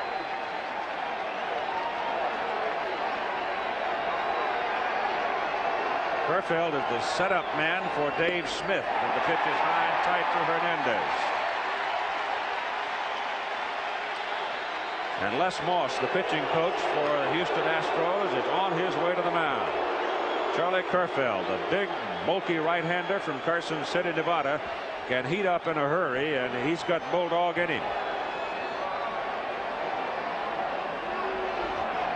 So Les Moss, who has had his say now, the former catcher, drops back to the dugout. Usually a manager will want his pitching coach to kind of walk out there, then walk back to give the bullpenners a chance to get ready. But Les, he's in a full gait going out there and coming back. He doesn't know any other. That's high. Ball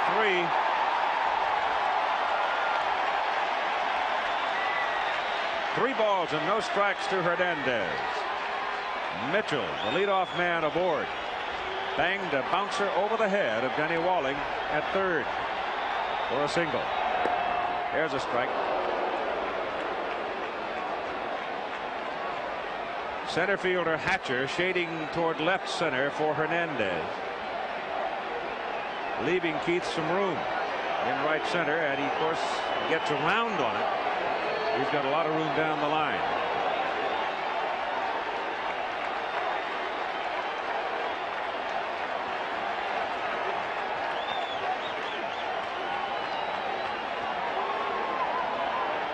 Cold day, pitchers being allowed by the umpires to blow on the hand. 3-1 pitch coming. Looper out into short center field. Hatcher can't get to it, or drops for a base hit.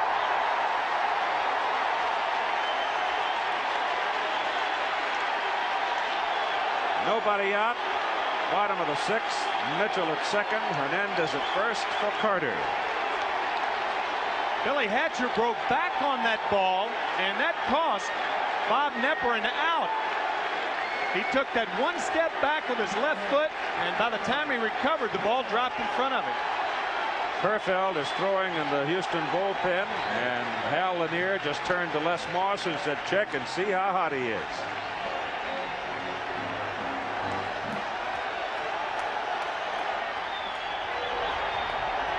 Got to look out here. There's power at the plate. Swing and a miss on a breaking pitch. One of the reasons Knepper is allowed to stay in the game now is because Strawberry's on deck, and Strawberry, not Carter, represents a tying run. You'd much rather have the left-hander face Strawberry than a right-hander. Carter had 24 home runs on the season. That's low.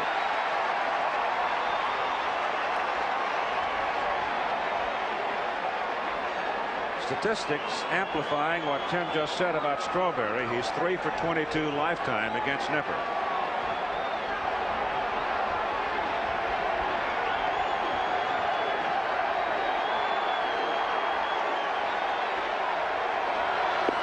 Outside. 2 balls and 1 strike. He's trying for the double play ball. We said that Knepper, one of the top pitchers in the National League, in throwing the double play ball. Gary Carter does not run well, and he's missed with 2 of 3 sinkers on the outside. He's going back out there. You saw Ashby. On the corner, Jeff Calhoun now is up in the Houston pen, a left-hander. Joining Kerfeld. Carter out shaking his head over the call. It's even now at 2 balls and 2 strikes. Houston leading 4-0. And the Mets are cooking right now. Mitchell at second, Hernandez at first, back-to-back singles. Bounce it toward the shortstop. Underneath the glove of Reynolds. Mitchell coming around third. He will score.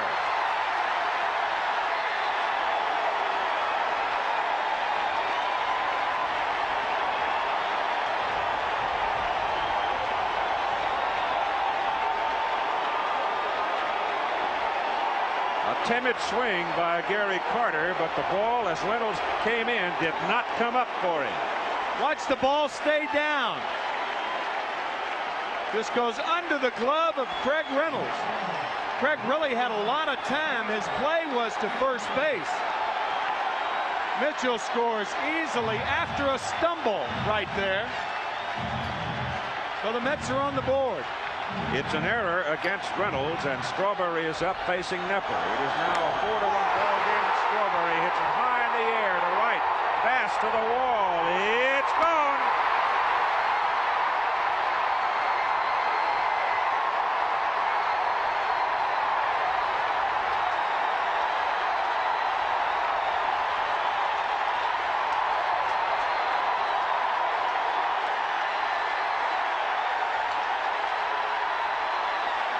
The score is tied.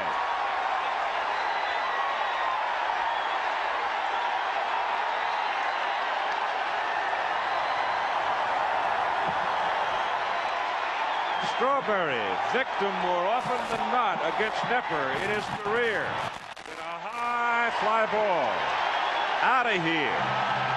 And that error by Reynolds at shortstop haunts the Astros. Well, you think about how this inning was set up for Strawberry.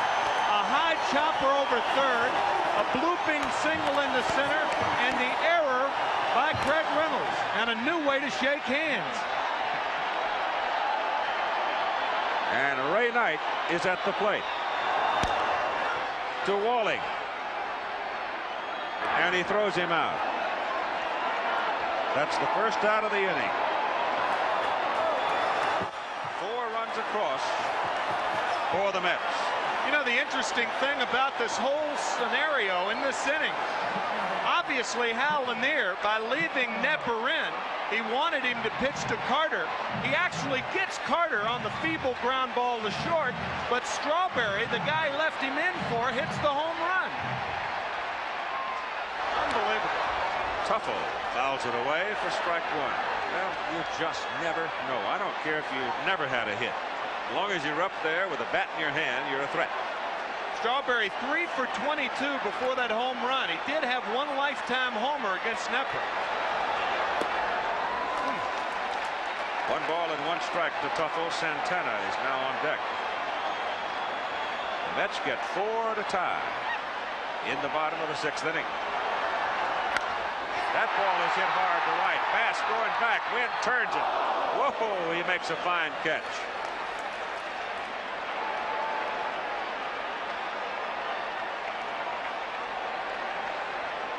Did Kevin Bass ever make a fine catch? Talk about playing shallow the other way. The outfielders do go back very, very well. Better than they think. Well, that's a fine play by Kevin Bass. And Santana is at the plate. 2 down now.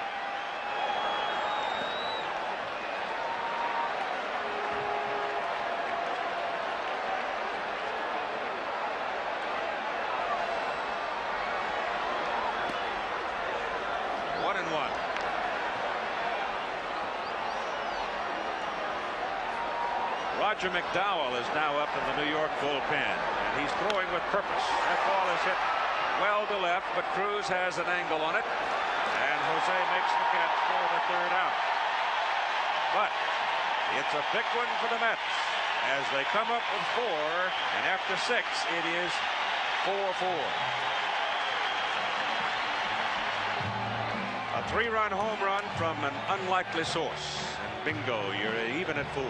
Yeah, I guess the source was likely in that it was Strawberry, but the error was the thing that was not likely. Craig Reynolds making the error that really opened up the inning, but the one hit, the high chopper over the glove of Denny Walling, and then the little looper into center field, and then the big bombers came up. Fastball on the inside part of the plate, but not for long.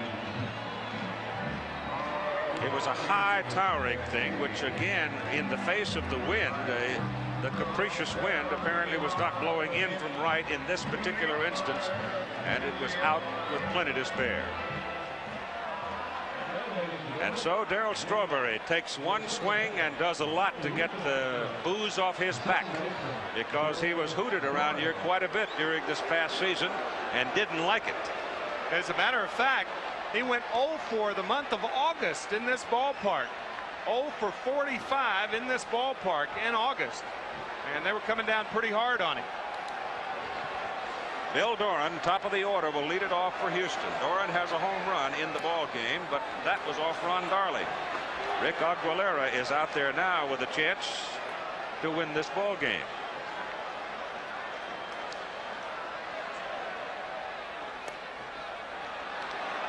2 balls and no strikes to Doran, and right out of the blocks here, having gotten even, Aguilera starts to fall behind the leadoff hitter. And I do not think that Davy Johnson will stay with Aguilera too long. He is a middle reliever and a starter, and in this situation, it being the 7th inning, I think Johnson will be more inclined to get McDowell or Orozco back up should the first runner or the first batter in Doran get on. McDowell has sat down. He's no longer throwing in the bullpen. Time for a moment as Mitchell came in to ask for sunglasses now as the angle of the sun has changed some in left field. It's Bill Doran, Billy Hatcher, and Denny Walling for Houston. And that pitch is up. And it's 3 balls and no strikes to Doran. Aguilera says, where was that pitch? And Frank Pulley said it was high.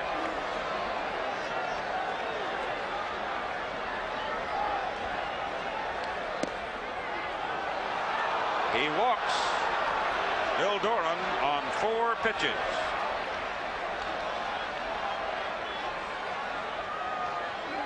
Now batting, center fielder, Billy. Can it be that McDowell is ready already? Well, he was throwing in the 6th inning, and the pitcher is leading off the bottom of the 7th inning for the Mets. So if Davy Johnson does make a switch for a pitcher in this inning, it'll probably be a double switch. But right now, nobody is up for the Mets. And Billy Hatcher's at the plate with a pair of singles in today's ball game.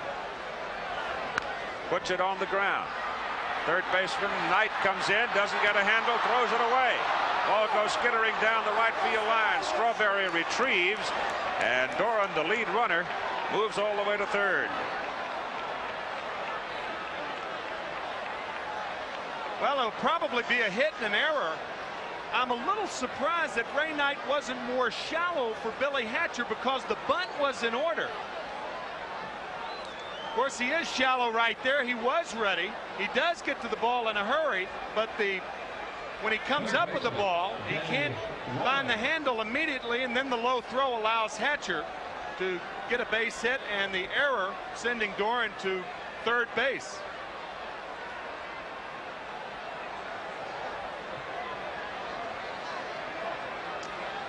Denny Walling at the plate, hits it sharply. Second baseman Tuffle goes to Santana, back to first. Safe at first base, so the run scored.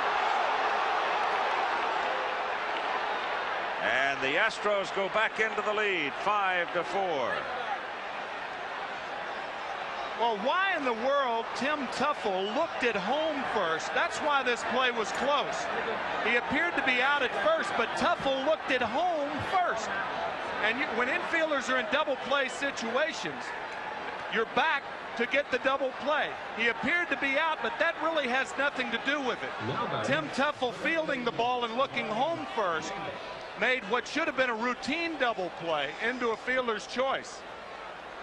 Davy Johnson came out to protest briefly on the call at first base, but he's gone quickly back to the dugout. And here's Glenn Davis. 1 out now, and the pitch is low.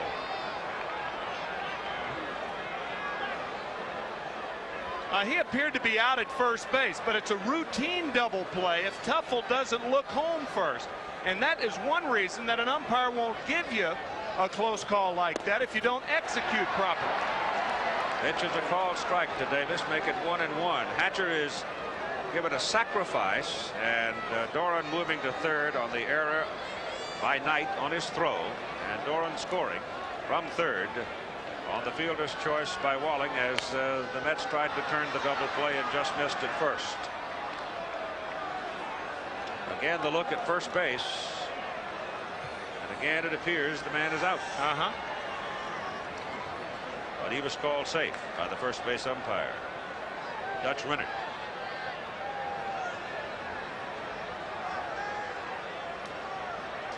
One and 2 to Davis, well outside.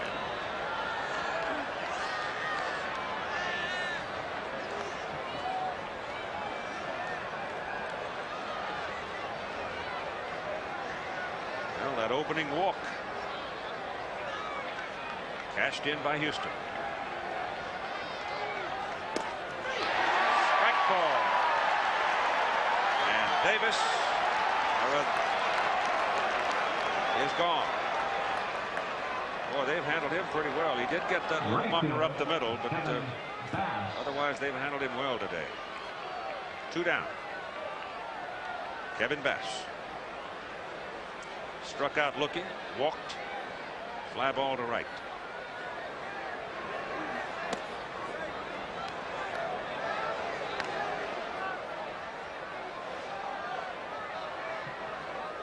The Astros scored their run here in the 7th inning, much like the Mets set up their 3 in the bottom of the 6th. Yeah, but it's that inning when you've come back. That's right. To get your 4. That next inning is so important. It really is. You want to reverse that momentum as soon as you can, and the Astros have done that. 2-1.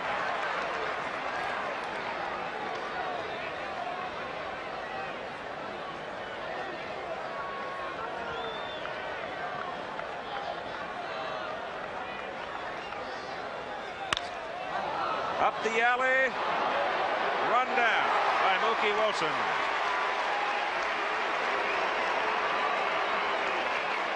But the Astros battle back in the middle of the 7th. They lead 5-4. Back after this commercial message and a word from your local station. We come back to Shea Stadium with the Houston Astros leading the New York Mets 5-4. And in the pitcher spot now, a pinch hitter, Lynn Dykstra, 3 for 8 in the first 2 games of the series. Dykstra as a pinch hitter, 4 for 14 on the year. Bob Knepper stays out on the mound for Houston, but the Houston pen is busy. Calhoun and Kerfeld throwing, and the pitch by Knepper to Dykstra is inside.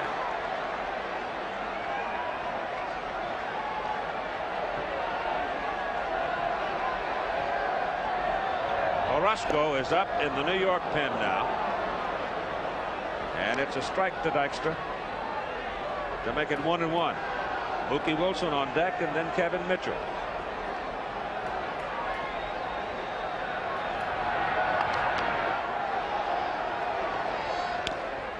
Foul right side.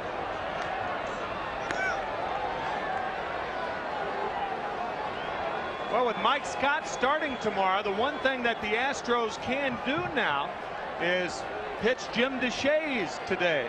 That's why it's important for Hal Lanier not to have to wait till after the game to make the decision. DeShays is available.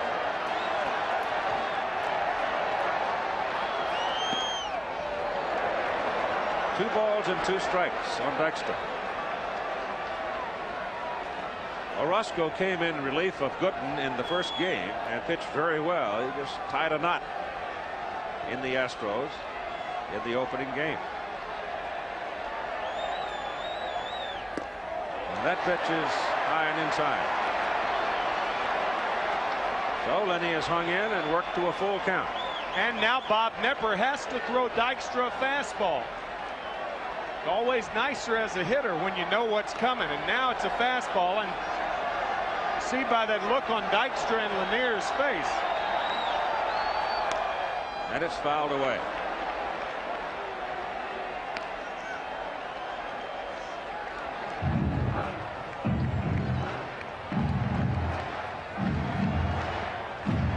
What is that, a drum?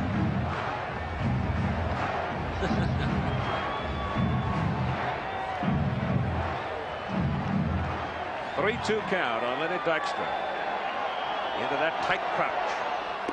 Swing and a miss, and he struck him out.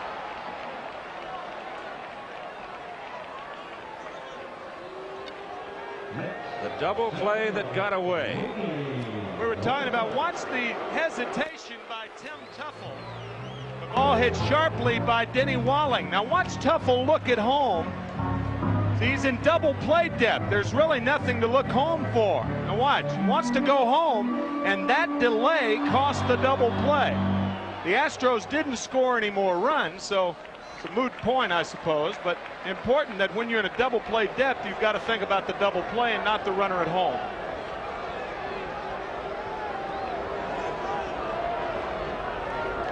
Mookie Wilson on the second pitch hits it sharply foul to the right side, and your count is 1-1 on Mookie. Kevin Mitchell, I'm sorry. That is Mookie Wilson. Kevin Mitchell. I was looking out into the bullpen as Roscoe warms up, and as Houston has now 2 men in their pen. If he should decide, that is Hal Lanier, as Wilson hits a high pop on the right side for Davis, and he makes the catch just in foul ground for the second out.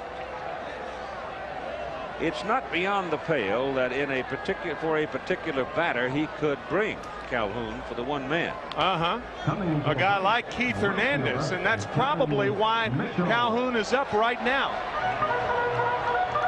Of course, you got a left-handed pitcher out there. I guess Calhoun probably would be relegated after Kerfeld to get one man maybe in the 9th inning or something like that. Mitchell, right-handed batter at the plate now. Kevin with a single and has scored a run. There's Jeff. And Mitchell fouls it away. The one thing about the Houston bullpen that has been pointed out time and time again is the absence of the left-hander, whereas Orozco fills that spot for the Mets with great effectiveness. And Jesse now has stopped throwing out of the New York pen.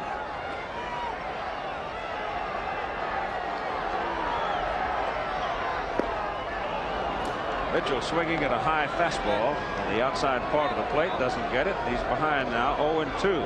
Kerfeld and Calhoun have both slowed down to become spectators now, so apparently they are ready. And apparently Orozco is ready.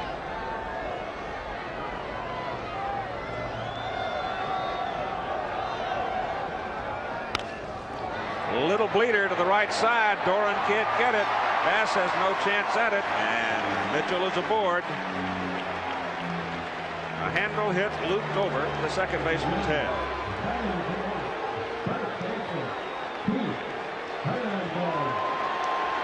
And Keith Hernandez coming to the plate.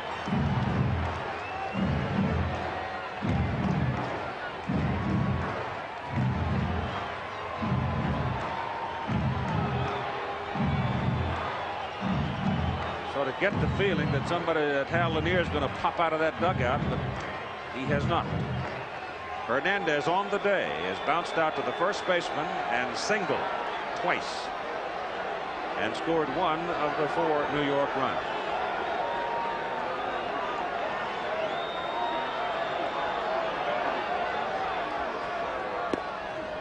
And Nepper gets a strike. If Hernandez does get aboard here, and Carter coming up, I'll be surprised if we don't see Kerfeld. You bet your house on it.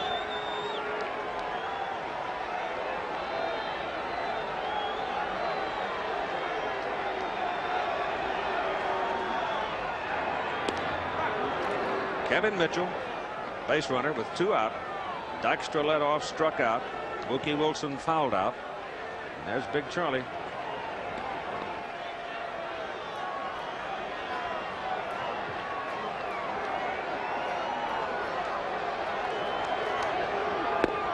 Pitch is high. 1 ball and 1 strike. One of the very difficult things about Keith Hernandez, he is so tough to defense against. You got to play him straight away. He uses all parts of the field in which to hit. Line to line hitter with good power to all fields.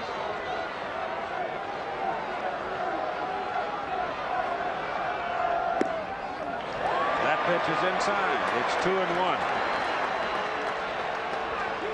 You can see there's one left-hander, and of course you got to count Deshaies in there too, but he has not been active.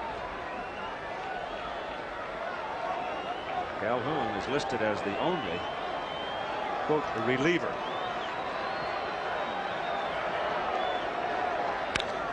Hit the center field.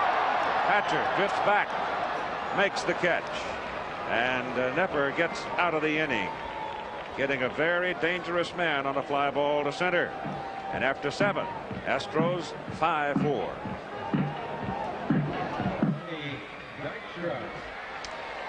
The skyline of Manhattan, the attention of the big city, a great portion of it anyway, focused right out here on Shea Stadium. And tonight, Game 4 of the American League Championship Series, as Roger Clemens will go for the Red Sox and Don Sutton for the California Angels. Angels winning last night to go on top 2-1.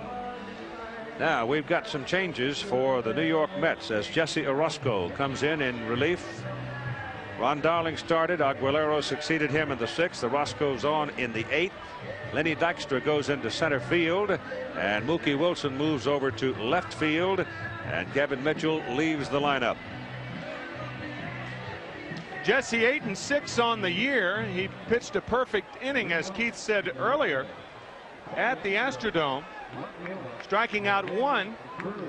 And he has a 2.33 ERA with 21 saves, but the ERA for a short reliever is sometimes much misunderstood, because a lot of times if you give up runs with runners on base, it's somebody else's. Yeah, there ought to be really a different department for short relievers' ERAs. Orosco facing left-hander Jose Cruz, and he hits the outside corner. He pitched an inning in the opening game in relief of Dwight Gooden and was totally effective. Pitch is inside. Alan Ashby, the Houston catcher, will switch over and hit right-handed. And we may well see Dickie Thon come up for Craig Reynolds. You could see that. For 2 reasons: for defense, as he went in the other night, and for offense. Orosco now goes to 2 balls and a strike to Cruz. 5-4. Houston leads, batting in the top of the 8th inning. Mets came up with 4 runs in the bottom of the 6th. Rather weak swing by Jose, a sweep at it, if you will. Davey Lopes is the man holding the bat right now, so you could see Lopes as a pinch hitter as well. You might see Thon and Lopes both if somebody gets on. Cruz out on a pitch on the outside corner, called strike 3.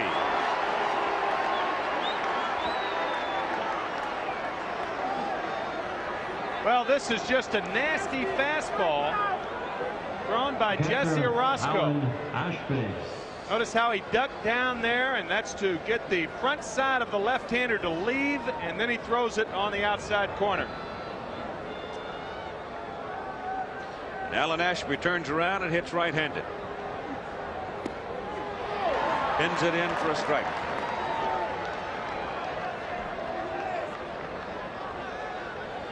Davey Lopes is out in the on-deck circle and will hit apparently for Craig Reynolds.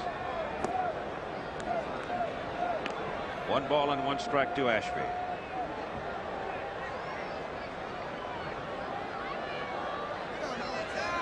Maybe he was beating the drum. Just outside. Houston with 2 in the 1st, 2 in the 2nd, 1 in the 7th. Mets with 6 in the bottom of the with 4 in the bottom of the 6th, and it's a 5-4 Houston lead. To the shortstop, Santana. 2 down.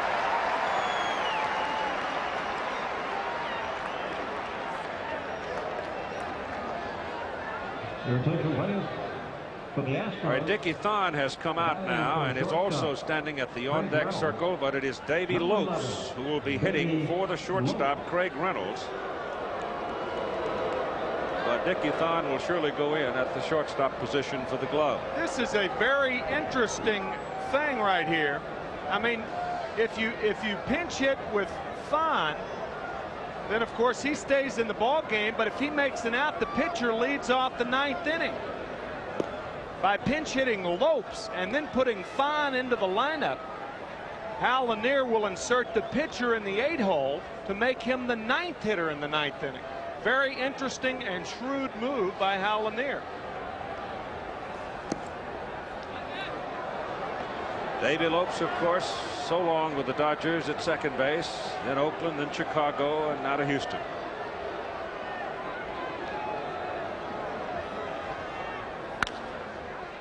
Ray Knight gets a good bounce at third and throws him out. So Orozco comes in and gets Houston in order. And it's 5-4 in the middle of the 8th inning. Charlie Kerfeld, big right-hander. In relief now of Bob Nepper in the bottom of the 8th inning. Gary Carter comes out to face Kerfeld. Charlie was in 61 ball games as a reliever this season with a record of 11-2, and you saw there made a brief appearance in the championship series. He brings heat to the mound.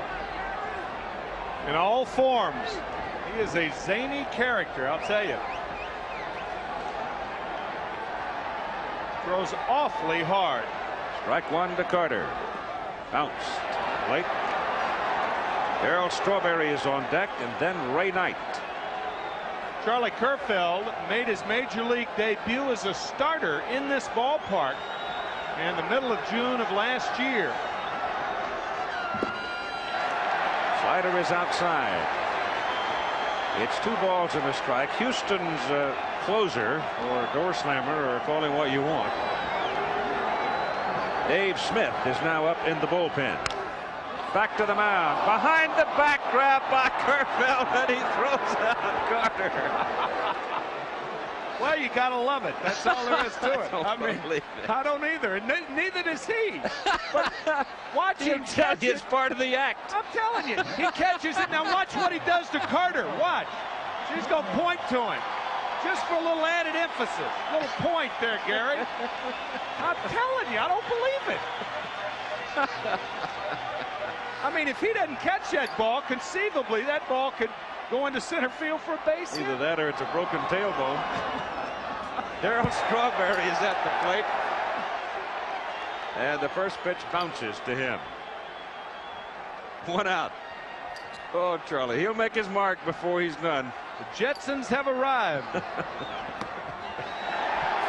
is high for ball 2. It was Strawberry with that big 3-run home run that got the Mets even in the bottom of the 6th inning. There's a strike.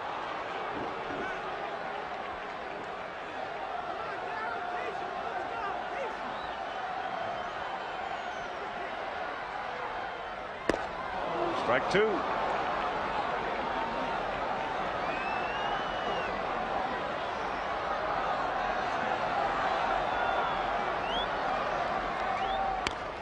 Foul ball, right side. Bill Robinson flags it down. First base coach. Kerfeld does not give you much time to take a breath. He No, he comes right doesn't. at you. Let me have the ball. I want to throw it.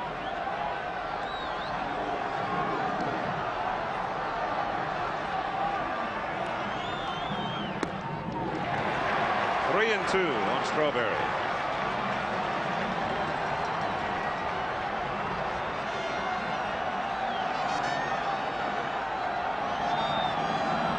Struck him out.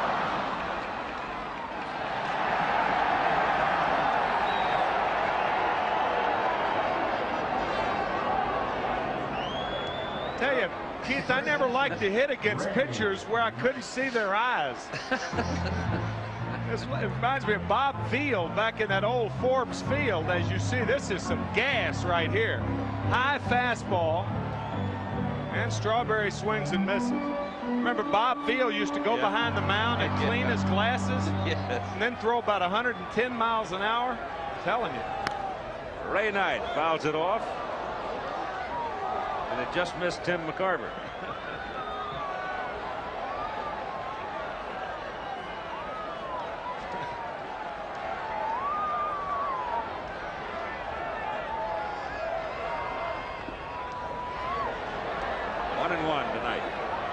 Well, Kerfeld has not thrown a breaking ball over yet. That slider that he throws. How can Yogi and Hal Lanier be that calm at this stage of the ball game? Maybe they tied themselves down or something. Ball is hit in the air to right. Kevin Bass has some room on it and makes the catch for the third out. So Kerfeld does his thing. And the Mets go down in order as we move on to the top of the ninth inning. The Astros leading 5-4. Dickie Thon, the shortstop, will come up now and hit. Hitting in the number 9 position. Wally Backman is now playing second base defensively for the New York Mets.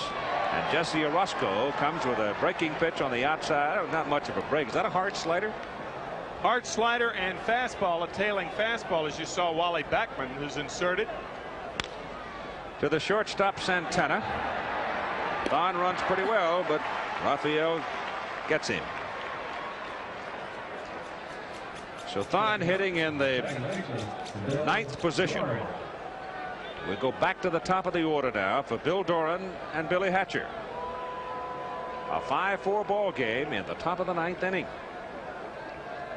That's another small managerial move, but a good one. Since Tuffle is leading off the bottom of the 9th inning, why not insert Backman since the left-hander's already out of the game? A good move by Davey Johnson.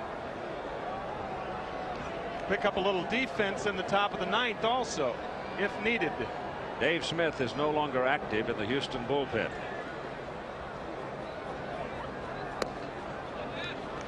Two balls and no strikes to Doran.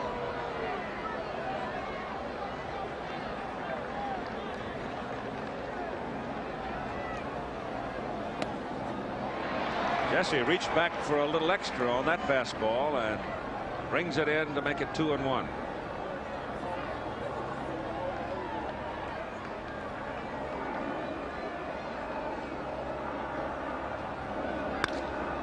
Sharply hit to center field. Base hit for Doran. He has homered, walked, and now singled. Center fielder, Billy Hatcher. Scheduled to come up for New York, bottom third of the order. Tuffle is already out of the ball game. Santana's spot and then the pitcher's spot. And here are the people on the Mets bench available to manager Davey Johnson. 24-man roster.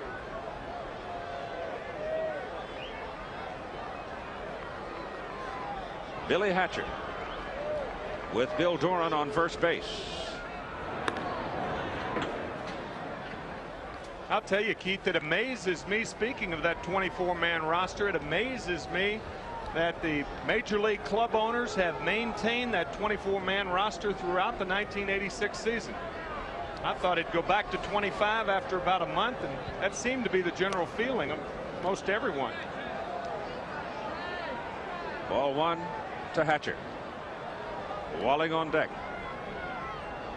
Roger McDowell is back up in the New York bullpen. Got to have somebody ready in case somebody can manifest some productivity in the bottom of the 9th inning and produce at least a tie. Yeah, McDowell is up for Glenn Davis right now. Walling is on deck, but Davis in the hole. Should he hit this inning, don't be surprised if McDowell's in there.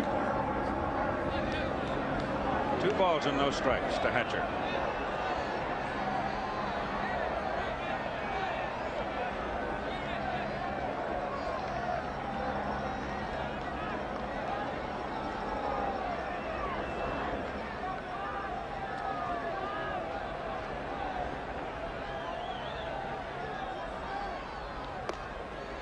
On the corner. 2-1.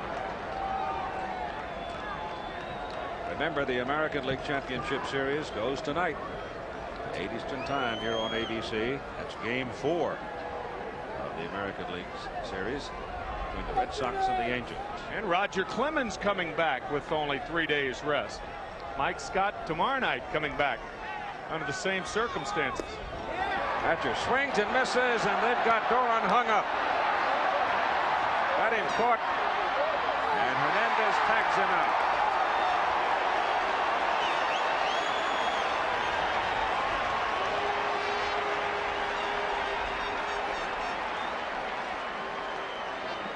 So Hatcher swinging and missing, and Doran got caught between first and second. Right, it's a hit and run, and it's the responsibility of the hitter to put the ball in play.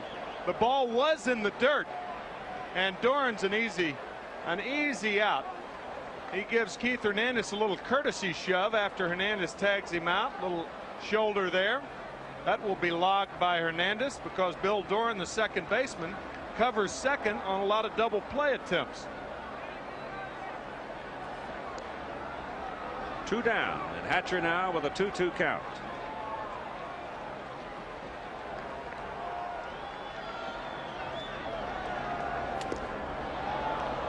And Orozco changes speed, misses outside to go full count.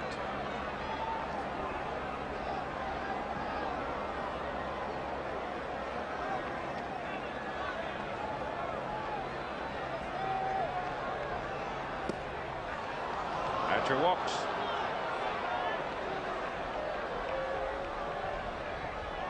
Well, in the second ball game in Houston, you had Bass run into an out, and you had Hatcher get caught in a fly ball DP from the outfield. Well, of course, you know, on that double play ball, or beg your pardon, on the hit and run play, all a manager can do is try to get a hitter a good pitch to swing at.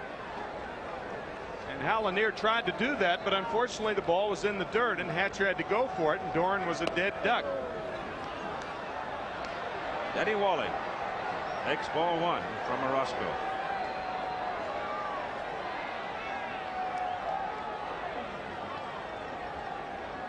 Two out. Top of the 9th inning. Houston leading 5-4. Check swing foul. Down the third base side. This telecast presented by authority of Major League Baseball may not be reproduced or retransmitted in any form without the express written consent of Major League Baseball. Al Lanier talking to his catcher.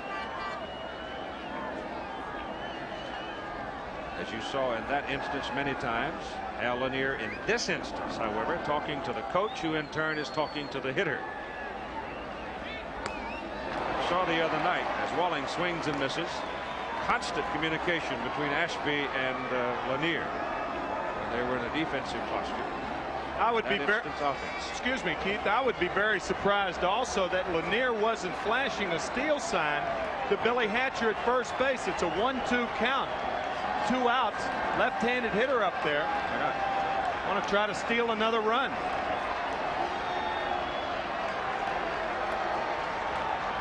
Hatcher goes. Pitch is swung on and fouled away, coming back out of play. So one would surmise that was the point of the sign language. Hatcher's looking at Minke at third base. A lot of coaches want you to look at them, as you see Dennis Minke, the third base coach of the Astros, before you get back to first base, because when you get back to first base, everybody's looking at the third base coach.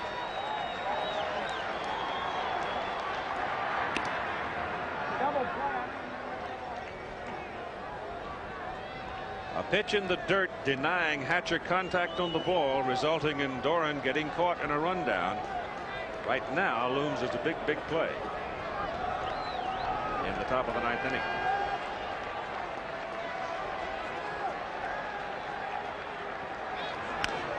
That's fouled away, and that time Hatcher made no move toward second. But again, as he walks back, he looks.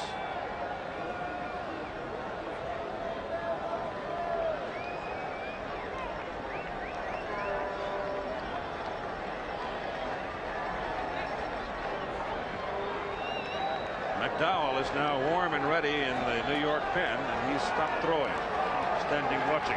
Hatcher's running right now. Well, not now, but once Orozco goes home, a lot of third base coaches give signs, and they try to decoy a catcher. They'll look off into the outfield as though they've done nothing down there. A lot of times that's kind of a dead giveaway that they have done something. Hernandez motioning to Orozco. You can see that movement. He's in his hold position. You watch his left hand now, and he will indicate to the pitcher when he wants him to come. That time he wanted him to come.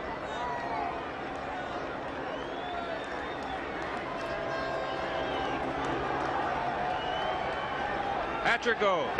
Swung on and missed. Strike 3. Side retired. So it's 5-4 going to the bottom of the 9th inning. Back after this commercial message and a word from your local station.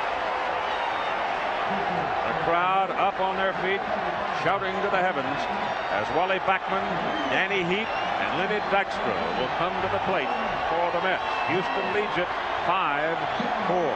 Backman up for the first time in the ball game.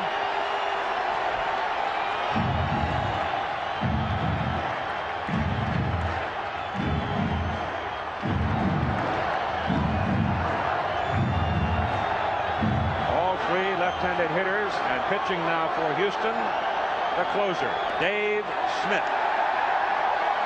And the first pitch is ball 1. Never started Kerfield an inning. Now it's Dave Smith, the big man in the bullpen for the Astros. 33 saves on the year. That's why he's in there now. 1-1.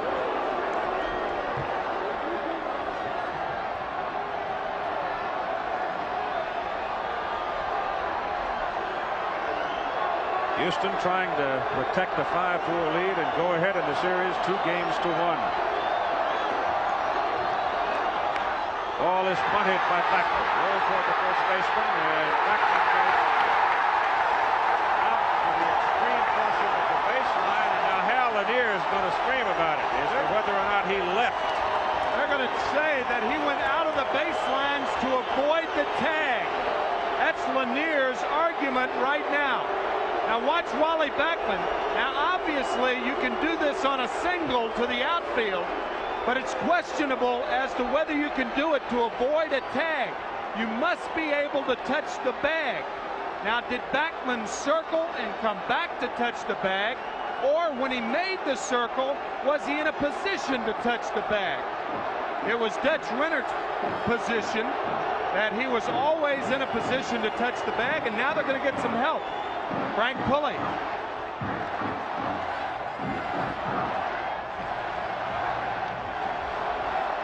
Frank Pulley, the plate umpire. It was Dutch Rennert's call, and he called him safe. I think Lanier is asking Pulley to help Rennert out because Rennert was preoccupied with the tag of first base, and maybe Pulley may have had a better view of whether Backman went out of the baselines to avoid the tag or not. Well, he clearly left the baseline. Yeah, you can do that. You can do that on a single. You see guys sweep around in the whole bit. But if you're doing it to avoid a tag, then it's another thing. See, that's why those 2 lines are right there. Now, he did go outside the line there, but he was able to come back and touch first base. And that's what the umpires have concluded. And so it is a bunt single for the leadoff man, Wally Backman, and here is Heap. Matty Heap, 9 pinch hits in 30 at-bats this season. Former Astro.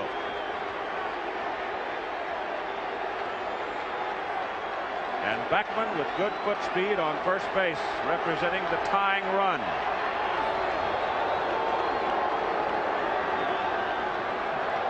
Heap against Smith, though, has not been productive this year. But it's a different season right now, isn't it? Certainly is.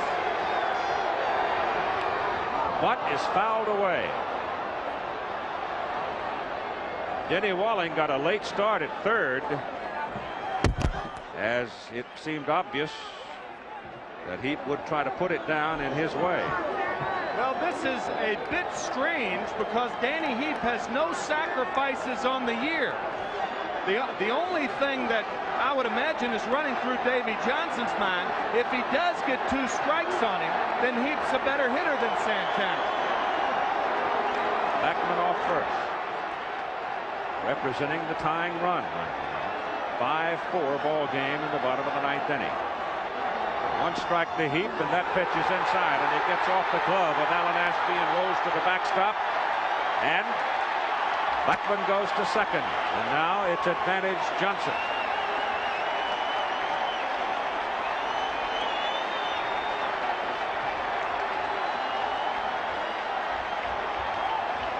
That fastball just clearly gets away from Ashby. It should be a pass ball. A lot of times when the hitter puts the bat up in front of the catcher's face, he loses the sight of the ball. It blocks his vision. It is a pass ball on Alan Ashby. Now I wonder if people will be bunting. 1-1 count on him. Walling stays on the edge of the grass at third. And the pitch is eye high. 2 balls and a strike.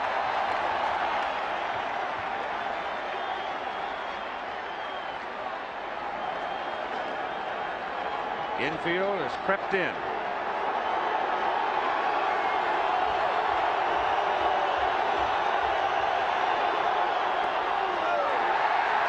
All 3.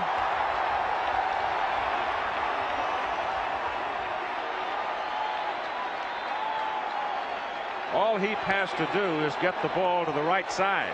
Yeah, and things change. You know, no pitch is ever the same. You got a 3-1 count now. You want a pitch you can hammer. That was Danny Heap's initial intent in swinging. Just get Backman to third base. But now he's ahead in the count. Now he wants to hammer. He wants to drive him in, not over. Pops it up. Out of play, coming back into the crowd. And it's 3-2. At Dave Smith in that fork ball, he has been throwing that pitch. That's his bread and butter pitch. And he got it over on the 3-1 count. And if you're Danny Heap, you ought to look for it again, because that's what you'll get.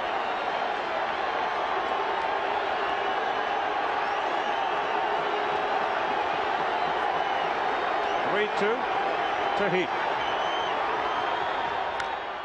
Fly ball into medium depth center field. Backman comes halfway down and now goes back to second as Hatcher makes the catch, 1 out.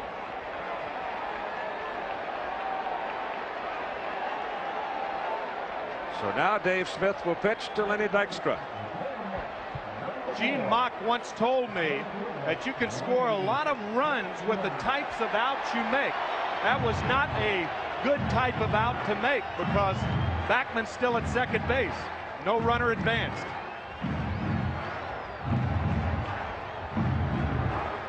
With Dykstra up, Mookie Wilson now to the on-deck circle and 1 out. 5-4, Houston lead. I'd say no types of outs are nice to make, but if you do make them, you want to at least advance the runner, especially in this situation. Dykstra fouls it back. Strike 1.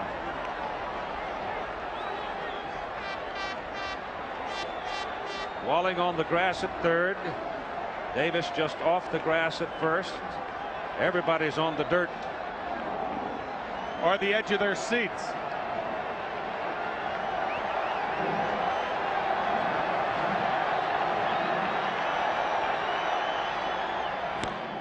Hit to right. Bass going back. Going back. It's gone.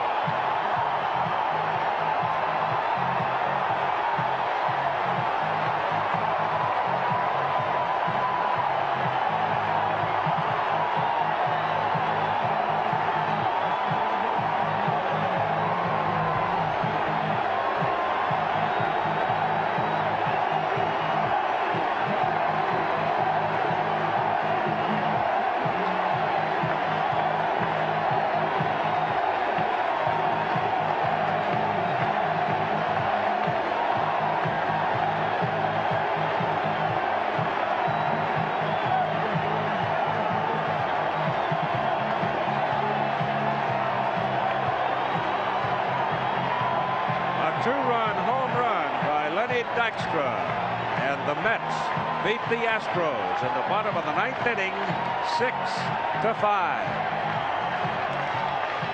and take a 2-game-to-1 lead in the National League Championship Series.